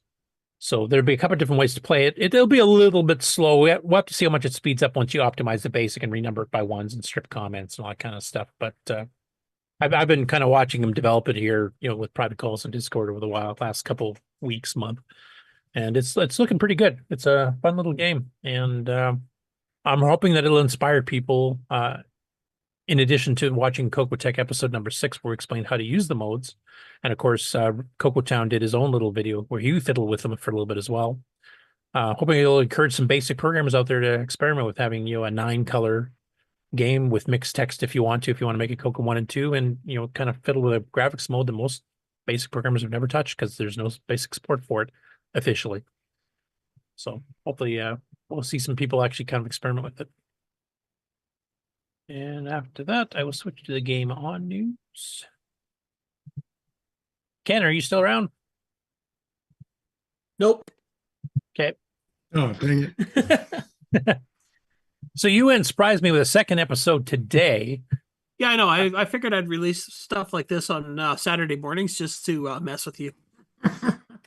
You're lucky because I was actually out this morning and there was a good chance I wasn't going to have a chance to check in this stuff, and your second video would have been delayed till next week completely. But I snuck it in. So anyway, this is playing in the background. I've muted the sound so Ken can talk a bit, but talk about your 2-part episode and what you're covering on your channel. Oh, okay. Well, I decided that I would just take a look at all 6 ports of Sea Dragon. So that's the Atari 8-bit, the Apple II, the CoCo, the Model 1 and 3, DOS, and C64. So I chose 3 of them randomly here, which is the Atari 8-bit, the Apple II, and the CoCo. And I kind of just went through and compared these 3, kind of scored them to see which one I liked better. And yeah. Now you split it into 2 videos, so you covered 3 platforms on the first one, which was the Atari, Apple, and the CoCo. And then you did the TRS-80, DOS, and Commodore 64 on the second video. Was there a reason you split it? Was it just because the video was getting too long, or? Well, yeah, I knew that doing 6 games was going to be a really long video, so. Plus, this way I got to release it over 2 weeks and, didn't have to work on another video. Interesting enough. I knew there was an ulterior motive. Almost every website that I looked at, except for, I guess, Wikipedia, doesn't credit the TRS-80 Model 1 as the original version.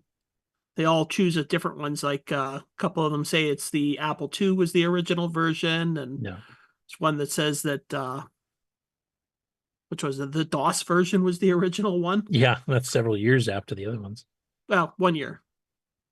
Didn't did Model 1 come in 81 and the DOS in 83?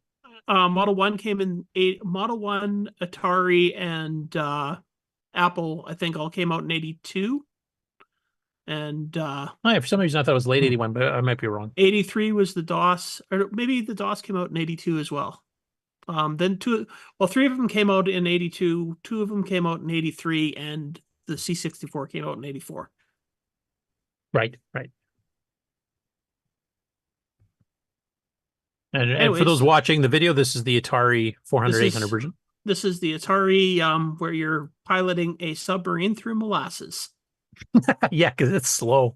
This was disappointing. I actually played this on a friend's Atari after I'd gotten the CoCo one, and the sound effects and stuff are good, and the colors are nice, but it's so slow, and there's no option to change it. It's not even that it's that slow. It's just, it feels like you're trying to pilot through molasses. It looks like a basic game.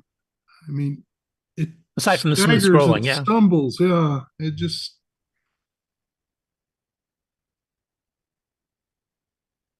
And Ken, if I remember, this is one that does not have a skill level setting where you can change the speed, right?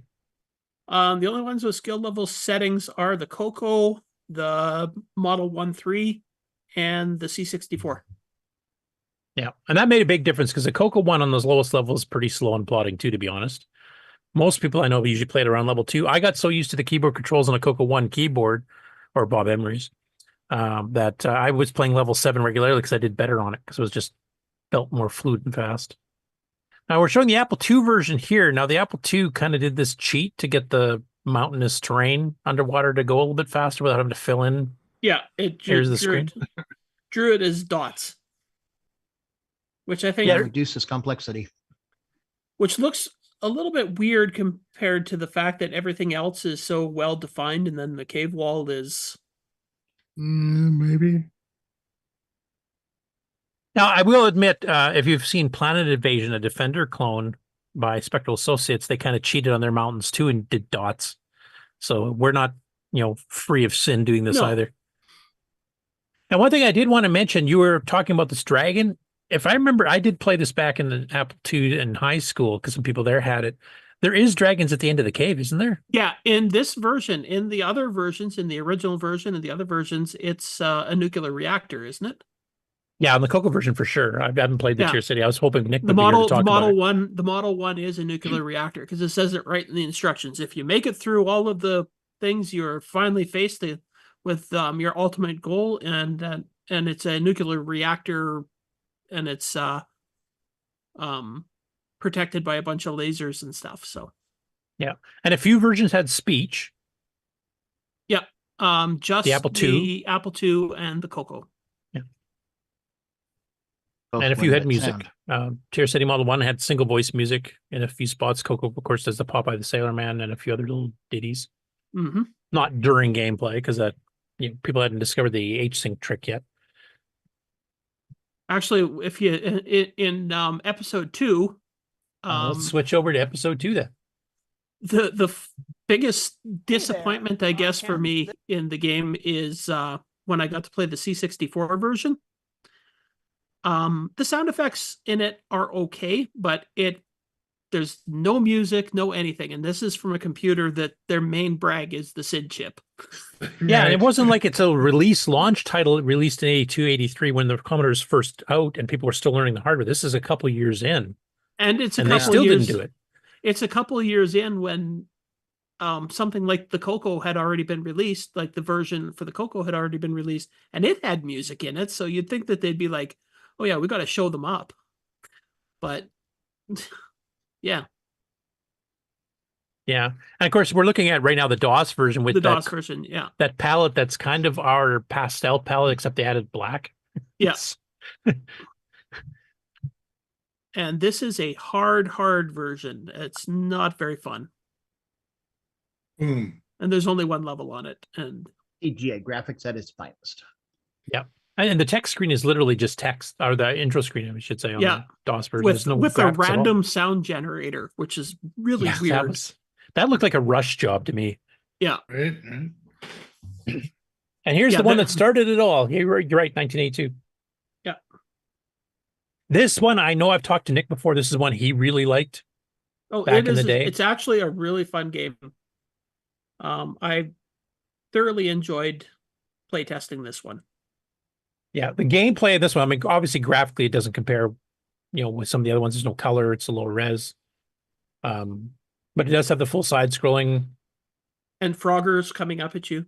The Frogger characters. Yeah. Right. Frogger characters on ropes. Yep. Yeah, they got the spirit. Release the frogs. But this one, I remember some of the other friends of mine back in the early 80s who had Tier City Model 1s and 3s. This is one of their favorites as well. And like I said, I did want Nick to talk about because he played it back in the day. So he knew what to compare it with. Yeah.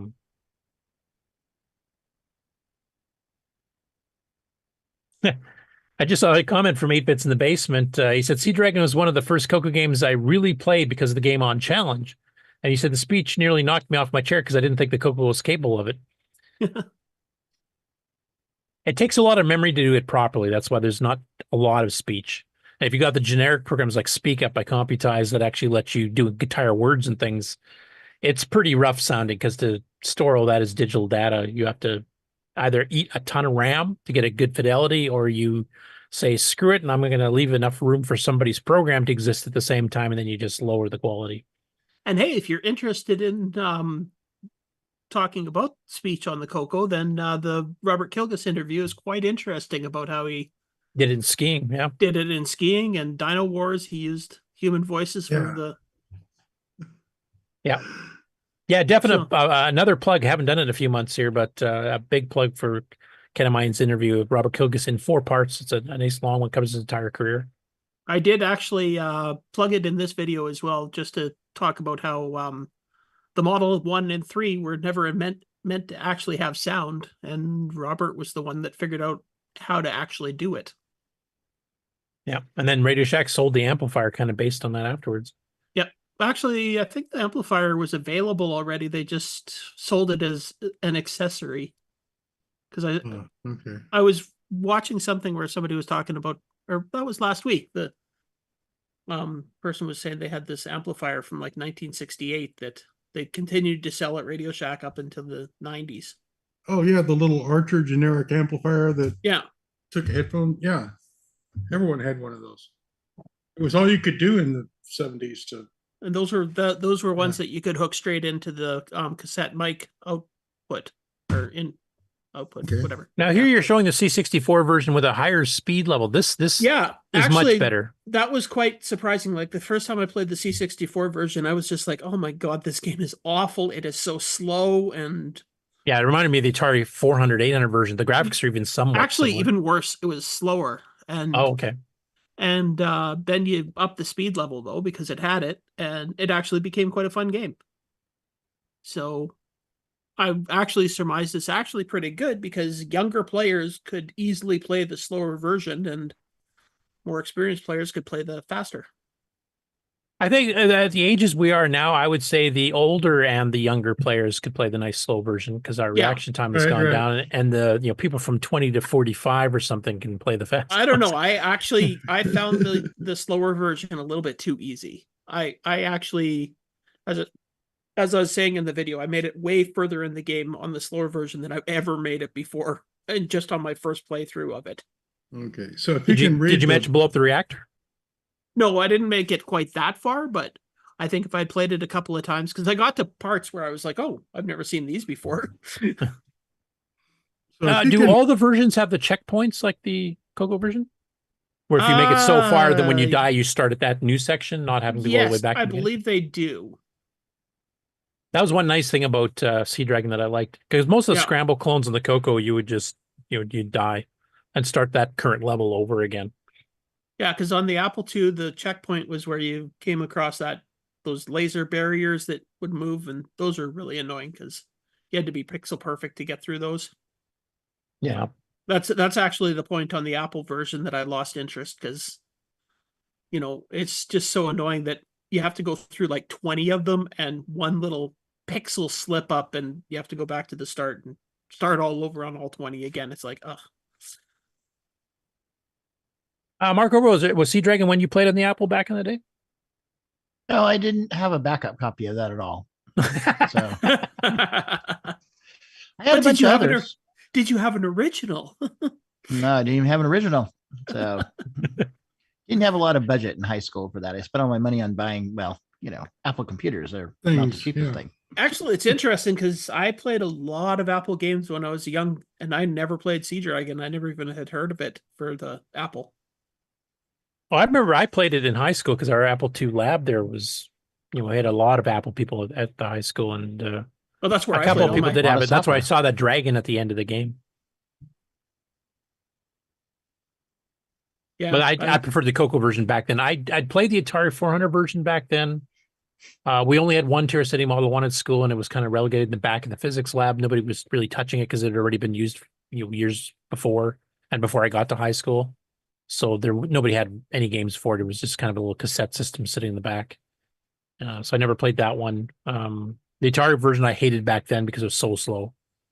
C64 version I didn't really try because I was later on enough that I was just about done high school, and I was into programming more than playing games at that point.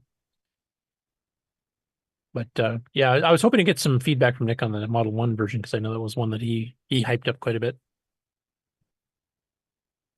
Anyway, you ranked him. I know you had some complaints in the chat, or the comments, I should say, about how much weight you put to certain things in the ranking system. But of course, nobody's ever going to totally agree on. Yeah, well, I mean, most of the stuff that I was ranking it on, I didn't even agree with myself. But I wanted to actually try and find an actual well-rounded game. Like, part of the draw of a game, of course, is the title screen. And people were like, "Well, why did you give points to the title screen?" Well, because that's the first thing you see, and if you see a really crappy title screen, you're probably going to say pass.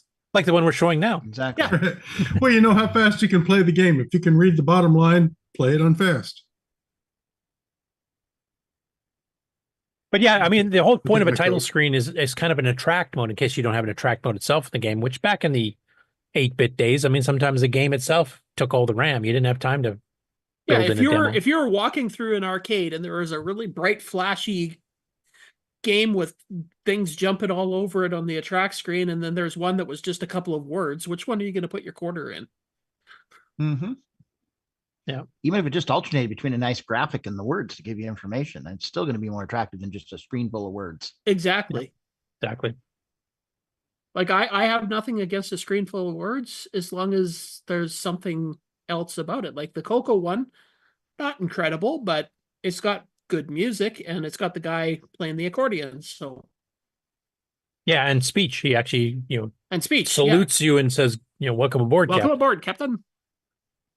What does the Apple II one say? It says something different, doesn't it? Just says Sea Dragon. Yeah.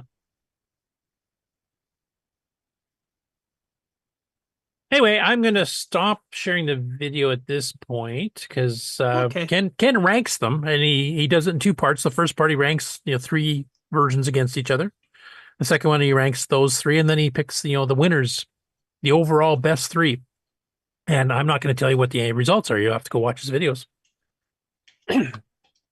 I cheated a little bit because the overall top 3 that I chose are the ones that I actually preferred to play. I think the Apple version actually scored a little bit higher than the Commodore version, mostly because of the sound. But I thought the Commodore version was way more fun to play. So, well, what were the categories you had? You had your intro screen, you had gameplay controls, game sound, and just graphics, and just overall, like, how easy or hard is the game? Is it frustrating? Do I want to play it again? Kind of a catch-all category. Okay. And did you equally weight all those, or was it different? Yeah, they were all equally weighted. Okay. Yeah, I think that was the one commenter I saw. And to be honest, if it was me doing it, and I'm not very good at reviewing games, I'll be honest. I would put, the fun playability would be outweigh rank anything else, because I can play a game with semi-crap graphics, semi-crap sound. If the game's fun, I don't care. Yeah.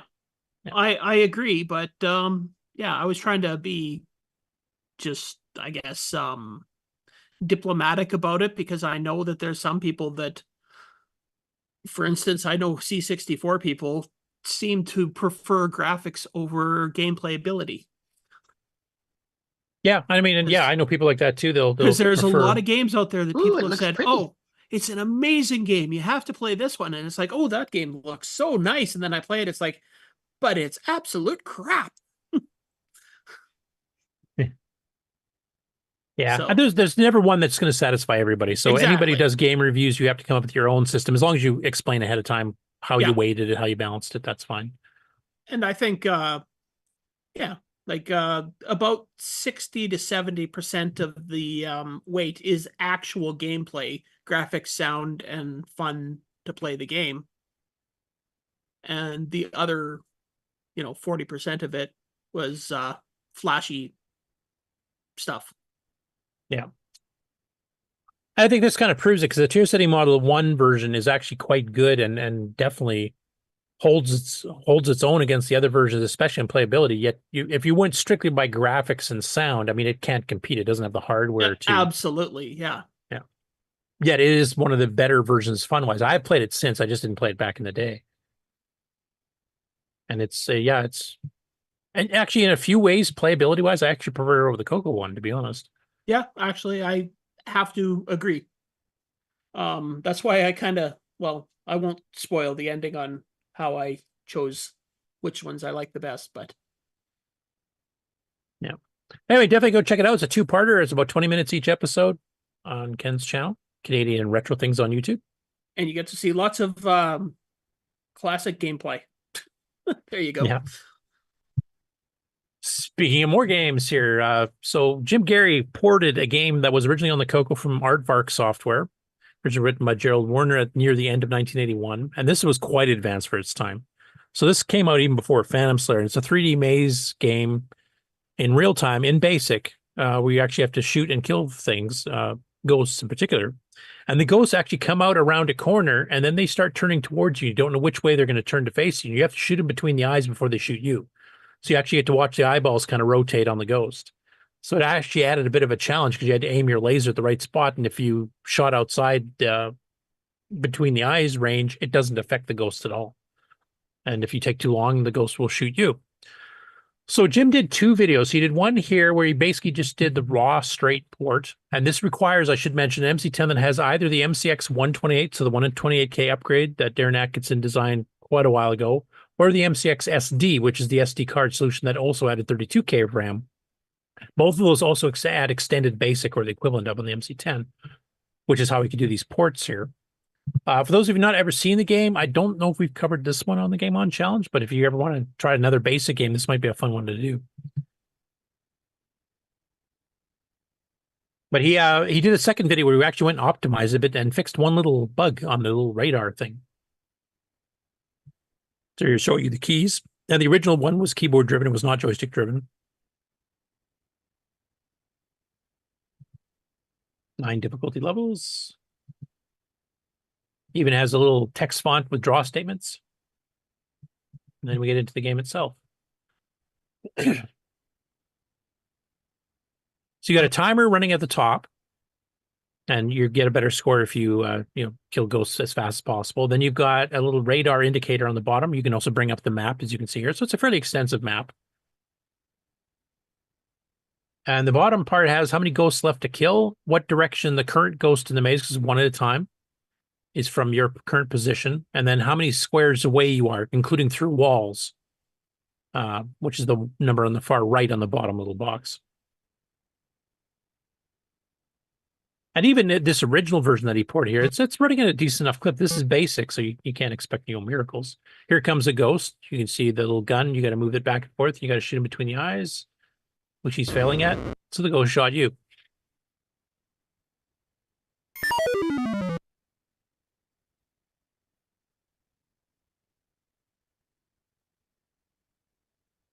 That's a fairly large listing, as you can see here. On the CoCo, it required 16K extended basic, so.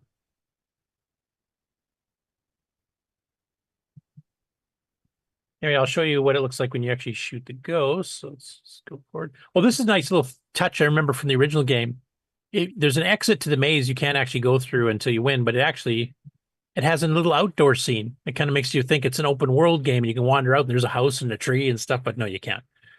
But it was a nice little illusion. I was kind of surprised by that when I played the original version way back in 82 or 83, whenever I got my distributed backup copy. I'll fast forward a bit here so you can see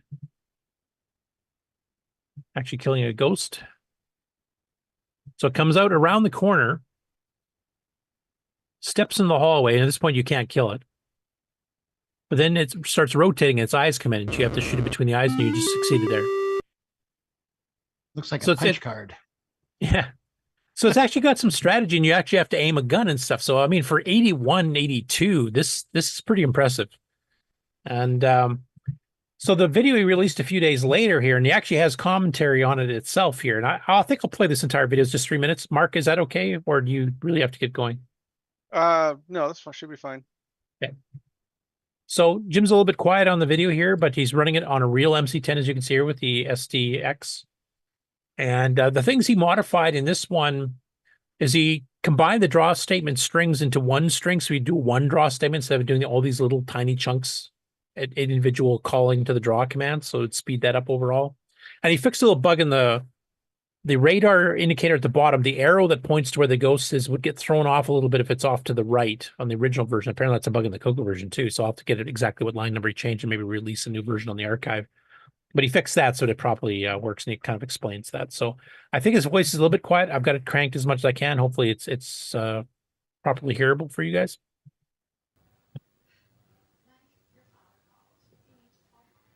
Okay, trying out my new MCX port on real hardware. This is the game Labyrinth.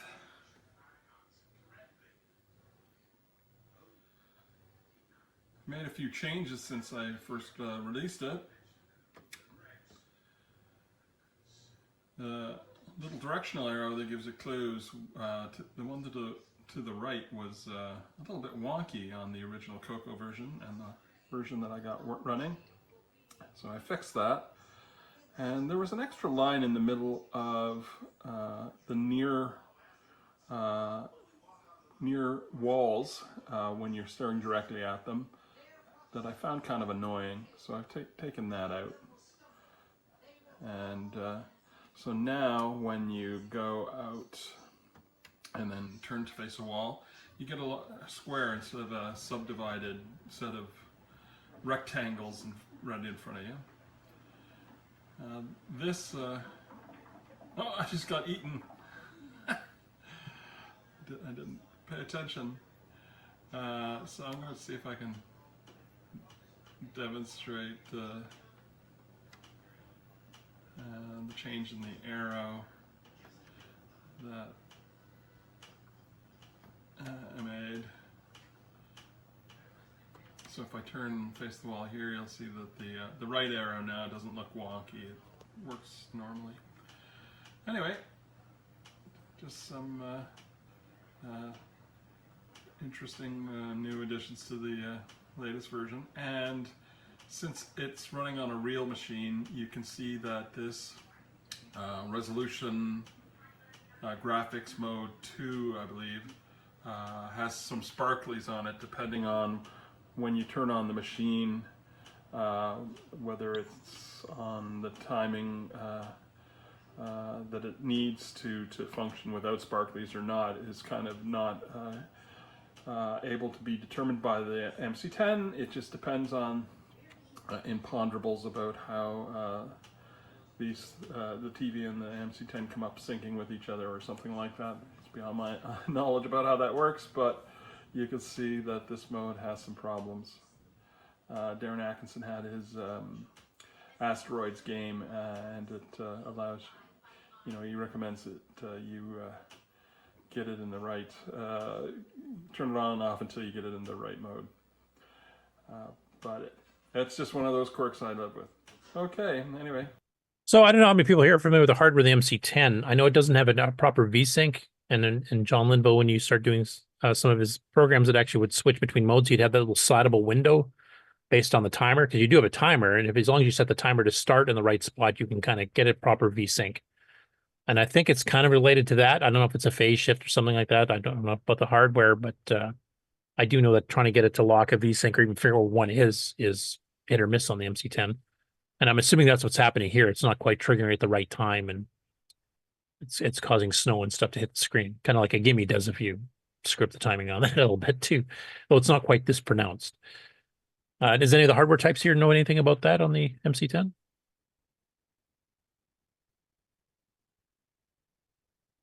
That's a big no. I'm taking it. Yeah, it looks like a bad VCR tape. That's It the kinda does, worst doesn't it? sparklies I've ever seen. RF Wow. hash from Hades. Right? Could be all the other ghosts flying by at the same time. You're just seeing little wisps of them. That's it. Yeah. But I don't know if you guys saw the difference between the two videos, as sparklies aside there, but the speed definitely did seem to be increased drawing the actual maze. So the optimizations he did actually did seem to make a pretty big difference. It was noticeable, at least to me. So I would like to find out exactly what he did, and I'll have to see if I can change that on the CoCo version as well and put that in, because that just speeded up even on a CoCo 1 or 2, never mind a CoCo 3. Another one that Jim Gary patched this week is Lunar Lander. Now, this is based on a fix, and I hadn't heard about this, though it happened back in June, but apparently a programmer named Martin C. Martin had found a bug in the original text-based only mainframe version of Lunar Lander from 55 years ago, and that bug has been there since day one. So this is a bug getting solved after over half a century. And it's a very minor tweak to one formula. I think he even mentioned some of the comments here. I mean, he did on the Facebook. So is that just look at the cost of Go Sub 430 in this program. Holy smokes. Yeah, that's some pretty intense math. So, or was that Alan saying something, or? Yeah. There was a small glitch in one condition of the acceleration formula. And it took quite a while for somebody to even notice that it was wrong. But yeah, I think it actually could cause you would crash more than you should, right? Is that right? Yes. And Okay, that's finicky, a little more finicky on the up whenever you were trying to thrust up to avoid crashing. It messed up some of that calculation. His blog post about that, how all that math works, is just fascinating. Grab it up and read it. It's great. so Yeah, I because was basically right. this bug was just fixed in June, and then Jim had done an earlier MC10 port based on the original text one, but he'd added some graphics to make it a little bit fancier. So that's what he modified here, not the original text one, but the graphical enhanced one. And the text one, I'm trying to remember, Helen, you might know, one of the creative computing books, like 101 games for your computer and then more 101 or whatever the heck it was called, I think had the original Earlier than text that, version. it was I think it was the People Computer Magazine one, like in the 74 or so. Back when the original Maze stuff, the stuff that got reprogrammed and republished in the 101 and those things. Right, yeah. Anyway, I'll play a little bit of it here. This has the patch. Obviously, you probably won't be able to tell, but just to see what Jim's version looks like, because he did add some graphics back when he originally ported this, and now it has the fix added as well.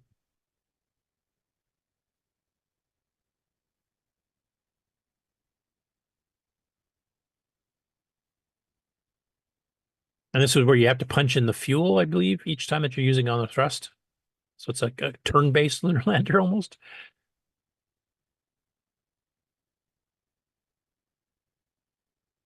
I was really good at crashing this when I was young. I do remember that. Just like any flight simulator.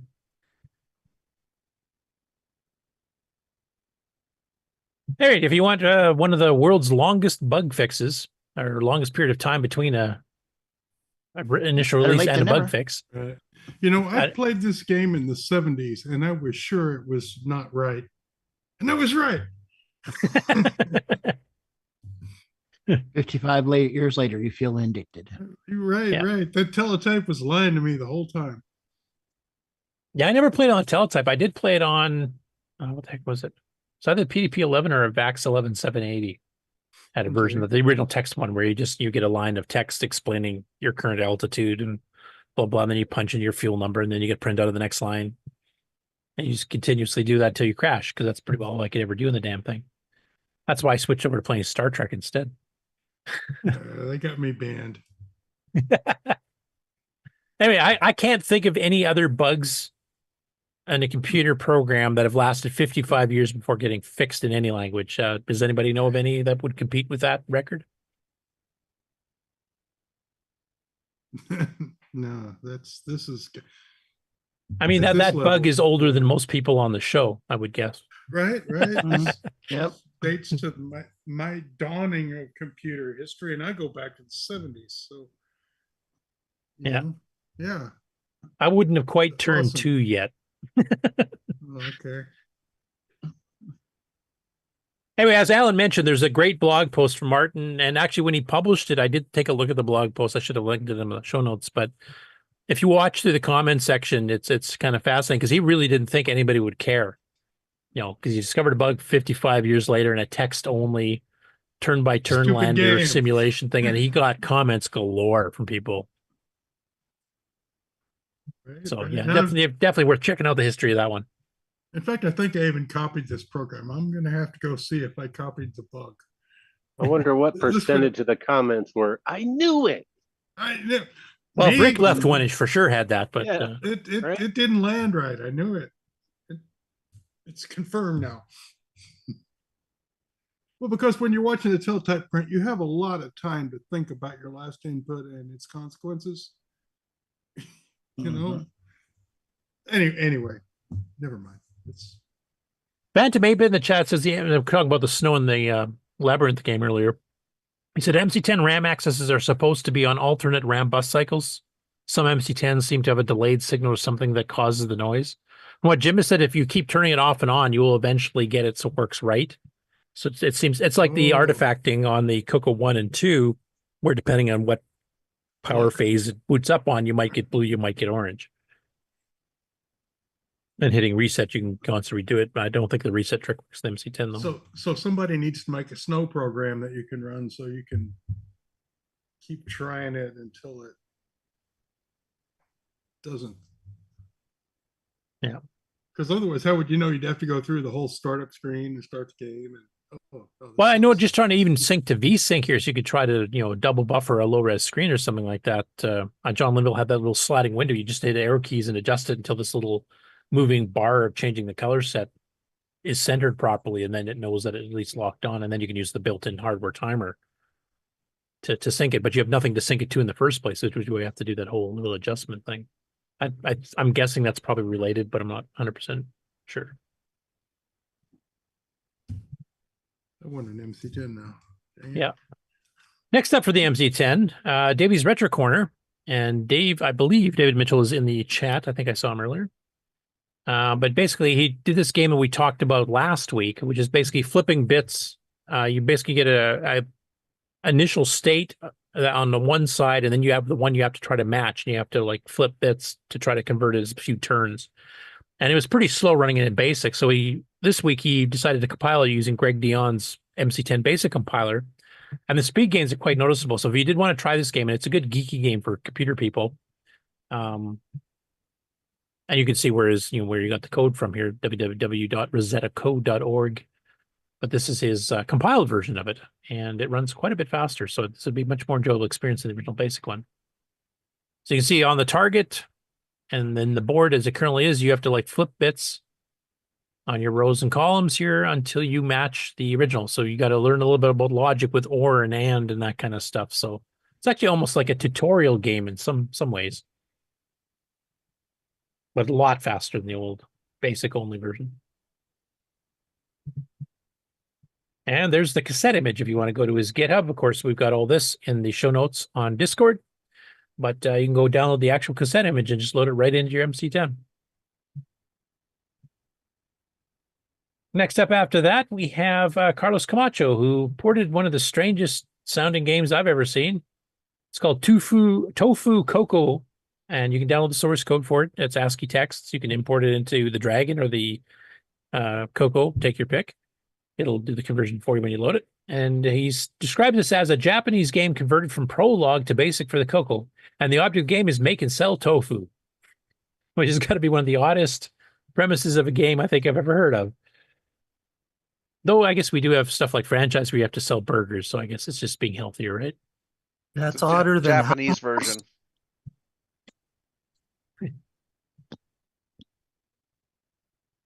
Jim Gary also pointed this out. It's not one of his, but basically he noticed that Inafudo is actually starting to release the next game in their series of mega multi-cross platform games, which includes the MC10, the CoCo, the TR-City Model 1.3, the Model 100, and a bazillion other Japanese, North American, European platforms. It's called, I don't know how to pronounce this, Sotus. The CoCo versions are not out yet as of when I checked this morning. They think they're up to 30 some odd platforms done so far. But some of those other platforms happen to have VDG chips in them. So if you want to see what it would look like in the CoCo, but the sound will be different, so you can take a look at the PC6001, a Japanese machine. And I think this is P mode 3, might be P mode 1. P mode 1 would be what the MC10 version is based on. P mode 3 is what the CoCo 1 and 2 is based on. The CoCo 3, of course, uses the gimme stuff. But I thought it would play a little bit. You can kind of see the actual gameplay. The music in the background probably will not be on any of the versions for us. It'll have just the simpler Inafudo sound. Trying to describe what the game is, it's kind of a combination of, I guess, Pango and maybe Lode Runner or Apple Space Panic or something like that. It's hard to describe. I'll just play it here. I'm not sure if the full screen will work here. I'll try it. Is that coming up full screen? Yes. Yeah.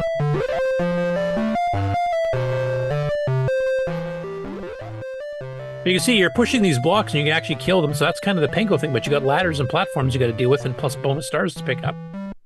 So it's kind of a neat combination of two, arcade hits into one game. I quite like the originality of mixing the two together, even though it's copying, game mechanics from a couple of different games.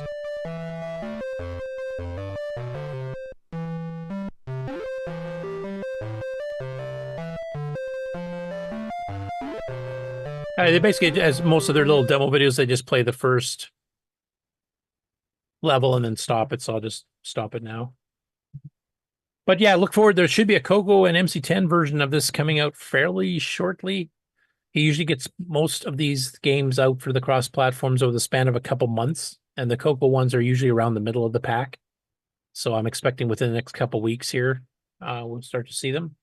They just started getting released on this particular one starting on August 11th, which is 6 days ago, and they're up to name for a Septandy release. Yeah, maybe.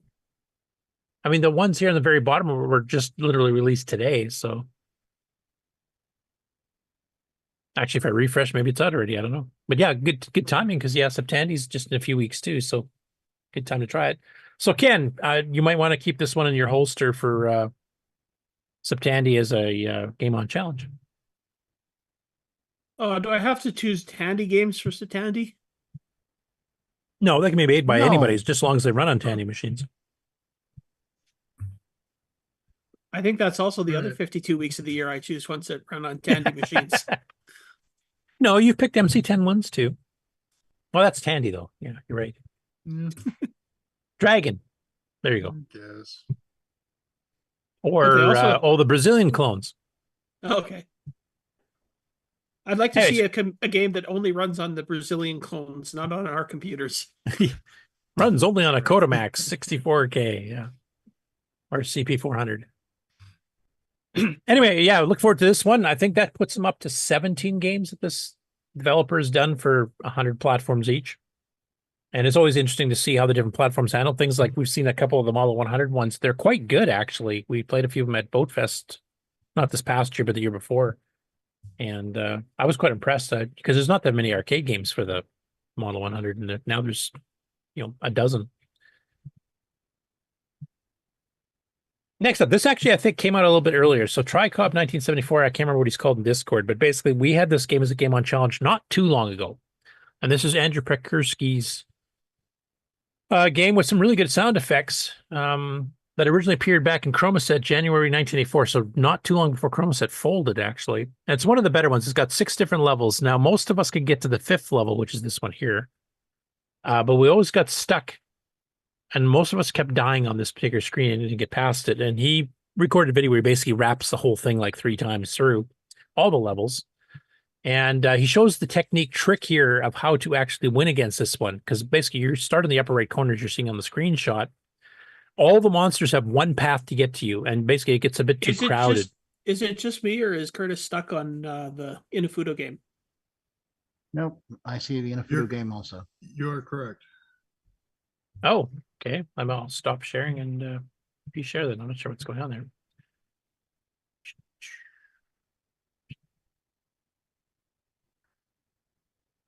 Okay, now are you seeing Climb? It was not my internet. Okay, good. Okay. It's all different now. Could be mine. Now mine's been having issues lately, right? So you start in the upper right. You've got these 6 ladders going down.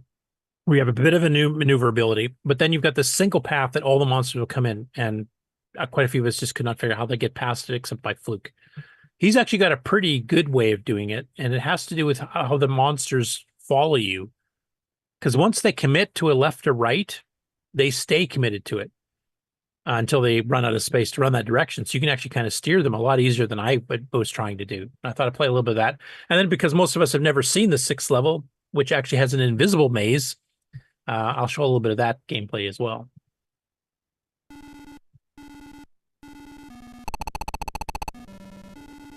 So he's kind of luring them back and forth. Now, if I can't remember, he might even die on this first attempt here. But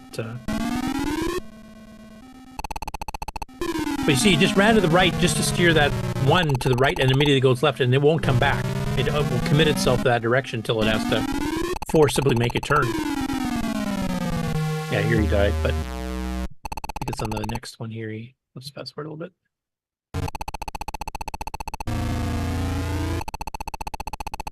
But there he bought himself enough time to get around, and now it's actually quite an easy level once you figure out that little trick of steering your opponents.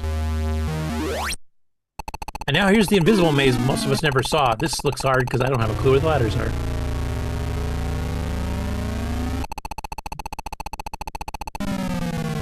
It's invisible. We still can't see it. So anyway, this is one of my favorite Andrew Prikuski games because the sound effects actually were quite good. And if you stand still and not walk, where you get the little tapping sound of walking, it actually plays a little soft music ditty back in the background at about half volume from the rest of the game. And then of course it has this weird reverb effect type thing. Maybe he had that MC10 guitar when he was designing this, but for one of these ones that's on a tape magazine, like it's a magazine game, it's not a commercial product. Andrew had a lot of cool stuff, and he did a lot of original things. I mean, this has some very loose basis on something like a Space Panic or something, but he always came up with original concepts. And he was writing for multiple magazines at the same time. He wrote for CCN, he wrote for Chromaset, and he wrote for T&D, and sometimes he'd have stuff published in all three the same month. Like the guy was a machine like Jim Gary was, except with assembly language. I'd love to be able to find him and interview him if he's still around. I don't know too much about his background. So if anybody out there knows Andrew Prikuski, please get me in contact with him. I'd love to have him on for an interview sometime if he's still around, because he had some really cool concepts. Next up, Attempts, a gaming channel, which we covered before, by LRU, who puts up numerous gameplay videos and basically submits them to some of the sites that keep track of high scores and games for a lot of platforms. And he covers a lot of platforms, but in this case here, he's actually fiddling with Jet Boot Colin, originally a Dragon 3264 game. Now, I have played this game before. I seem to recall this was actually on a P-Mode 4 screen, not a P-Mode 3, but maybe Kieran or somebody can correct me if I'm wrong on that. Or maybe the version I had was hacked for the CoCo and they decided to make it a P-Mode 4 for artifacting. This one is pretty loud, so let me just adjust the volume a teeny bit here.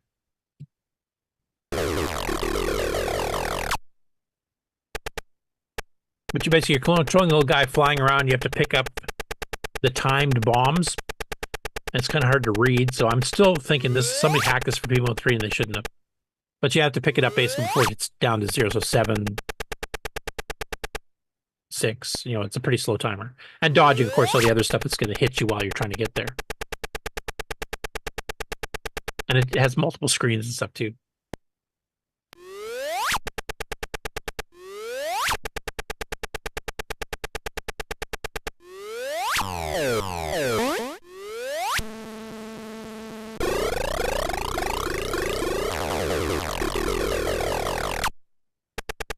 They were having way too much fun with the sounds there. Yeah, just thinking that myself. It's a fairly simple, sort of a platform game, timed somewhat, but there's some pretty cool levels on it. I do remember that. And I can't remember, is this one we covered, Ken, or is this one we have not? On the Game On Challenge. Well, let me just unmute myself and you could probably hear me. No, we have not. Okay, well, there's another one to put in your holster. We're not going to run short of games for a while. Let's put it that way. I don't think I've even got this one on my site yet, do I? I'm not even sure. I haven't seen it, so. Oh, I should mention, I did probably the biggest update I've done in a while on my game site here this last week. I added 15 games on last night. Most of them are Scott Adams Adventures, because I hadn't had any of them up there before, which is a bit of a stupid thing for the regular adventure series. So I did all 13 of the original adventures, plus the Quest Probe one, which was the Marvel tie-in that they'd originally committed with Marvel to do 12 of, and then Adventure International went bankrupt in 85, and they only really had released 3 by that time. And then another one was a T&D software one. That was a pretty cool little game called Climber. Another Andrew Prikuski game, actually. So yeah, I'm up to 850 games officially. So more to come. Next up, Chronologically Gaming came back after a long summer holiday and a newborn, which is why he needed a long summer holiday. And this week he covered a Dragon game and a CoCo game. So the first one he covered was a Dragon flight simulator called 747 Flight Simulator from a company called DACC. And this is a game that I don't think ever got sold in North America. And it's an early one, like we're talking October 82, and the Dragon was released in August. So this is like within the first couple months. 747 Flight Simulator on the Dragon 32. You can't escape the flight simulations. Here's the cassette. 747 Flight Simulator uses 2 joysticks. That's too complicated. This is by DACC Limited. And this is the very first time we've seen this company make any video games. This one's our 22nd game we played on the Dragon 32. That's for a little bit of gameplay. The little here. Welsh computer that could. Has a And as far large as the manual, bits- because most the flight front simulators of the do, box of course. has guts, at least. It's given realization in progress. Even asks if you can run double speed, which is nice. Now we're going to see this later on lots of other UK micros. This is the very first time we've seen this flight simulator. Besides the other, there's some other really good ones out there, like Jumbo Jet Pilot. It's a really good one by Thorn EMI. And then on the Atari 800, there's also another one called Jumbo Jet Pilot. All right, you can carry 20 to 150 tons of fuel. How many tons do you require? Wow, so it's almost like we're playing a simulator now. I require 100 tons. You may carry up to 400 passengers. How many will you carry? I think I will kill 400 people today. Your total weight will be 66. Okay, great. It's telling us the total weight. And then our options are, nice, we can do a cold start or a takeoff, then ready for takeoff. Oh, so cold start, you have to know all the commands on the keyboard. Or we can do Z, a landing approach. Let's do Z. Sweet. Nice. Here we go. I would have so bought this. And this is using both joysticks. Yep. that It's you have written in plugged basic And too, bear so mind, it's this is not very the quickest thing in the similar world, but TRS 80 it color tries to do computer. a simulated It's two 3D. analog joysticks that you're It has all the using to control dials plane being and drawn all and the stuff. dials as well. Bunch and of the keyboard. engines and stuff. And there it is. Yeah. Real-time flight Nice. It means simulation. plenty of spots We're for coming in for the optimization. landing. What's that? Plenty of What was spots that? for optimization.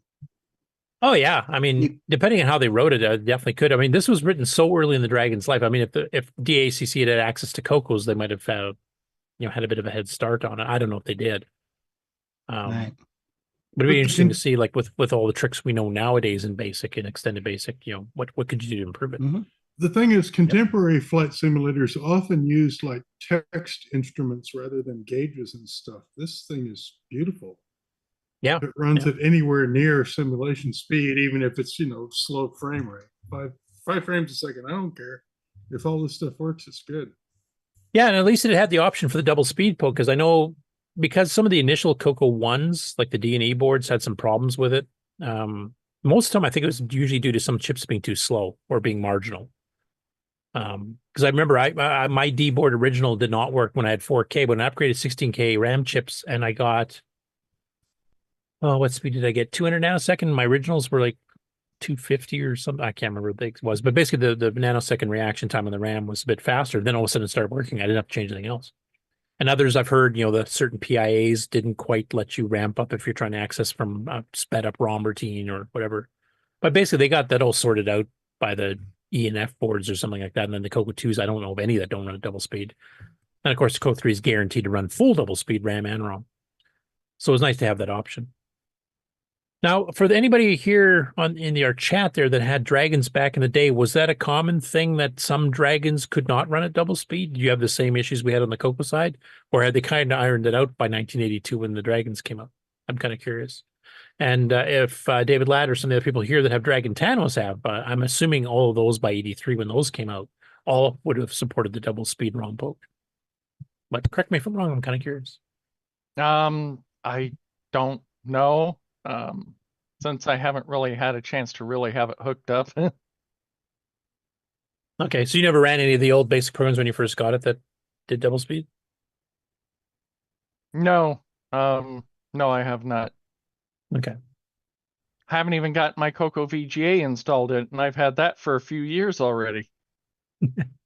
What are you doing listening to us then? Go get it done.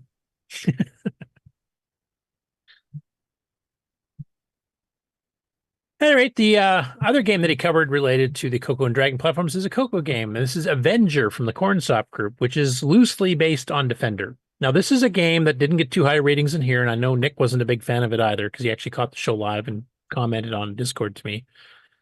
This is a game when it first came out. It came out in October 82, and there wasn't really any Defender clones on the CoCo yet. Like Planet Invasion was a year away. I don't think Starfire was out for a bit yet. We're seeing VIC-20. Starblaze was at least a year or two away, probably 2. So this was like a very early one. Now this one you can't reverse direction, so you're only flying one direction. The graphics are a bit blocky and coarse, I guess. It's not semi-graphics, it's just a 2-color mode.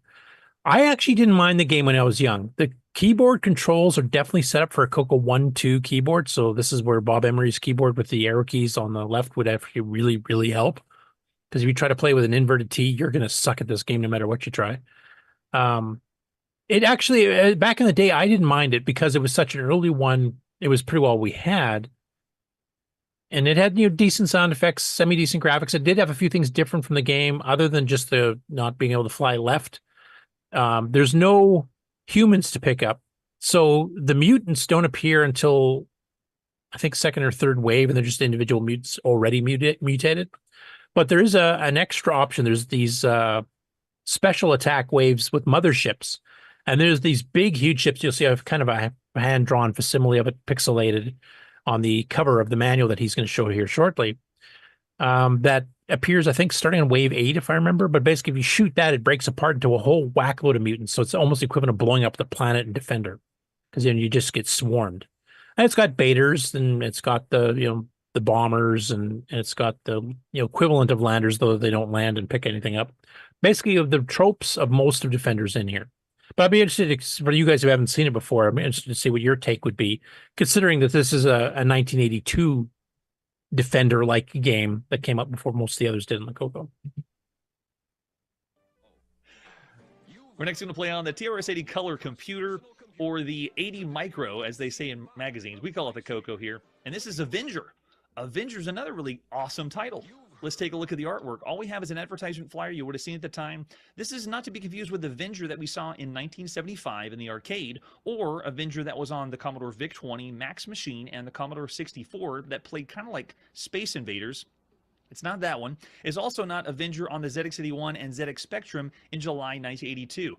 This is a completely new Avenger, and this marks our 142nd game we played on the TRS-80 color computer.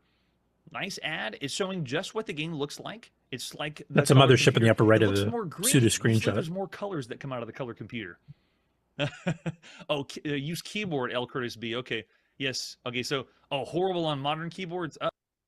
Honestly, because of the keyboard layouts on PCs these days, I was trying to tell him not to use the keyboard and try to use the joystick instead, but he misunderstood Before you what I start a said. game, you have to type up how to load into the game. They usually explain how to do it. You can get it all here. Well, we got a flash of the Cornsoft group. Ooh, that's cool sound effect. It blended from bad to what am I listening to hey, that's pretty cool. This is the 6th game that we played by the Cornsoft group, and one of the best, I believe, was Scarfman. So here's another one you can play. They're giving us the enemies and point values. I'm going to go with keyboard. I'll use Curtis's recommendation in the chat.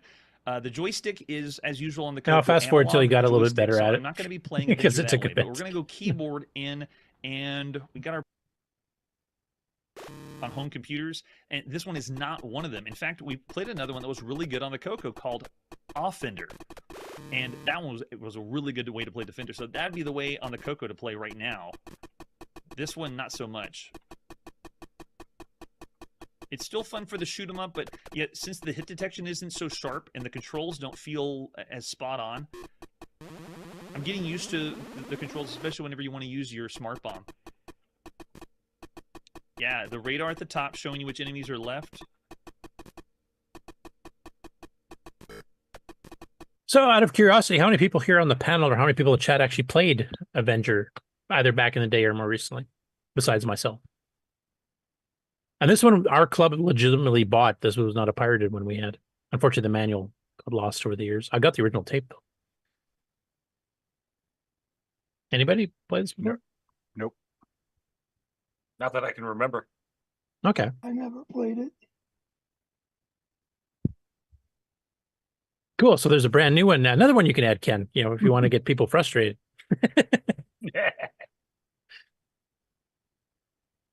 It really like I said, will be the game on back in the day, challenge. I got used to the controls quite well, and I actually got pretty good at it. I could usually make it up to about wave 12 or 13 every time. And actually, I had fun with it. The hit detection is bad. Like you can see the one shot there on where I've got it frozen right now. The top shot is actually going right underneath the saucer and it doesn't hit.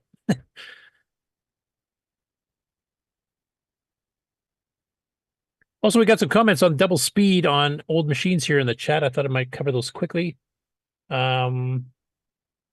Tamar Gensen said there's a few that could not do it. Tim Go says I wasn't aware of the double speed back in the day, so no idea. I should try my 3.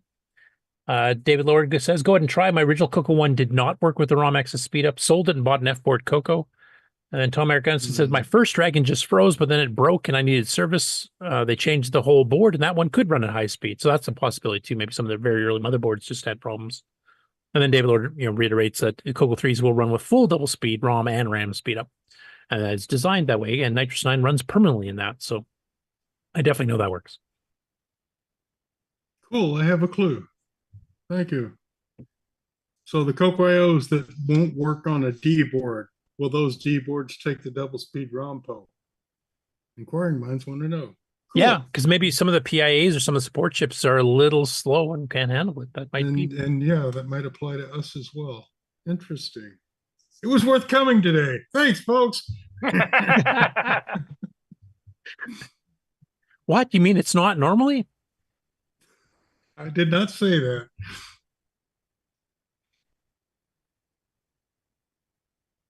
Okay, I just got an update from Frank at a private text. They're having a torrential rainfall again. Yummy. Lovely. He even sent me pictures this time of the flooding on his lawn. He said, guess who got flooded again? My retaining wall is like a waterfall. Great. He's going to have to put all his equipment on like those motorcycle jacks that you can lift up. Still seeing chronologically gaming here. Yeah, I'm just bringing up. I don't want to show the actual text or this private phone number and stuff. So I'm just going to bring up. You brought up a news article on it. I think has a couple pictures. Well, I hope he's keeping his head above water. Let's switch my share here.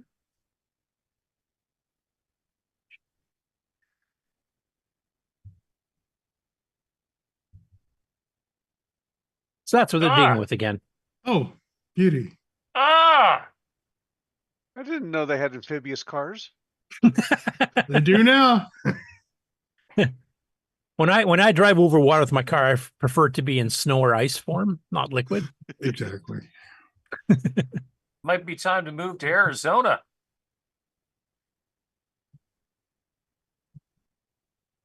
Yeah, so that's what Toronto's going through for the 3rd time in a month and a half. We cook in the car. Wow. Well, true, but at least you don't have much rain. We have Nobody hardly drowns. Yeah, I mean his yard isn't as bad as these particular photos, but he's definitely he's got some walkways and stuff that are completely covered in water, and he has a retaining wall that's kind of like pouring water like a waterfall, like you said. All right, and they just did this, so We've had like 80 days above 100. Yeah, I couldn't couldn't push live there. that car like a boat. And the worst thing is you can't tell how deep the water is because it could be actually floating at this point. It might not be touching the bottom. Yep. Mm-hmm. Well, And I I'm just dare gonna say it's probably at least 4 feet deep right now. well, right. Are those people standing up next to the car? That's bad. Yep. So hopefully he's comes through mostly unscathed because I know he lost equipment last time, and I think he had replaced or moved stuff around so that if it did happen again, it wouldn't be quite as bad. That's the only time you can pee in the water. Hmm. Hey, I'm going to share a little quick video. This is showing his retaining wall, just a little 8-second clip. So this is actually at his place, unlike the news story. Let's find it here. There we are. You guys should be seeing a wall there. Yep. Oh, lovely. Yes, that does appear to, in fact, be like a filtration device. So much for the French drain. Yeah. Right. There's probably pure water coming out of there. Well, yeah. Yeah. And that leads to his basement entry, where his lab is for doing repairs and stuff. So, wow. Doesn't look as bad as it did the first time. Thank God. We're going to need a bigger sump pump. Right. Well, the problem is if your whole street and all your neighbors are flooded, where does it go? Yeah, right. You pump it out, it comes right back in. So yeah. Hey, turn it into a water fountain. Maybe it'll make the rain go away. I don't know. Got to learn an anti-rain dance. Yes. I think there was an Australian break dancer that might qualify for that. I'm not sure. All right. Well, I do need to skedaddle, so. Well, I'm done the news, so that's good timing. Yeah. Okay, so let's do the outro and The wrap. All righty. This concludes another episode of the CoCoNation, the world's leading live interactive talk show featuring the Tandy Color Computer. For all things the CoCoNation, visit us on the web at thecoconation.com. We'd love to hear from you. Send feedback, suggestions, even segments via email to show@thecoconation.com.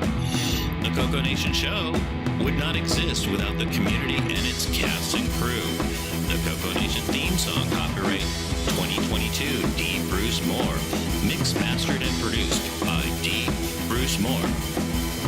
The CoCoNation is over. Join us on the CoCo Discord server. CoCo forever. Okay, well that should do it for another week. All right. Thursday Bye. game on challenge. Yep. All right. 8 Bye, p.m. Eastern. everybody. Okay. It's over. Bye, Go home. everybody.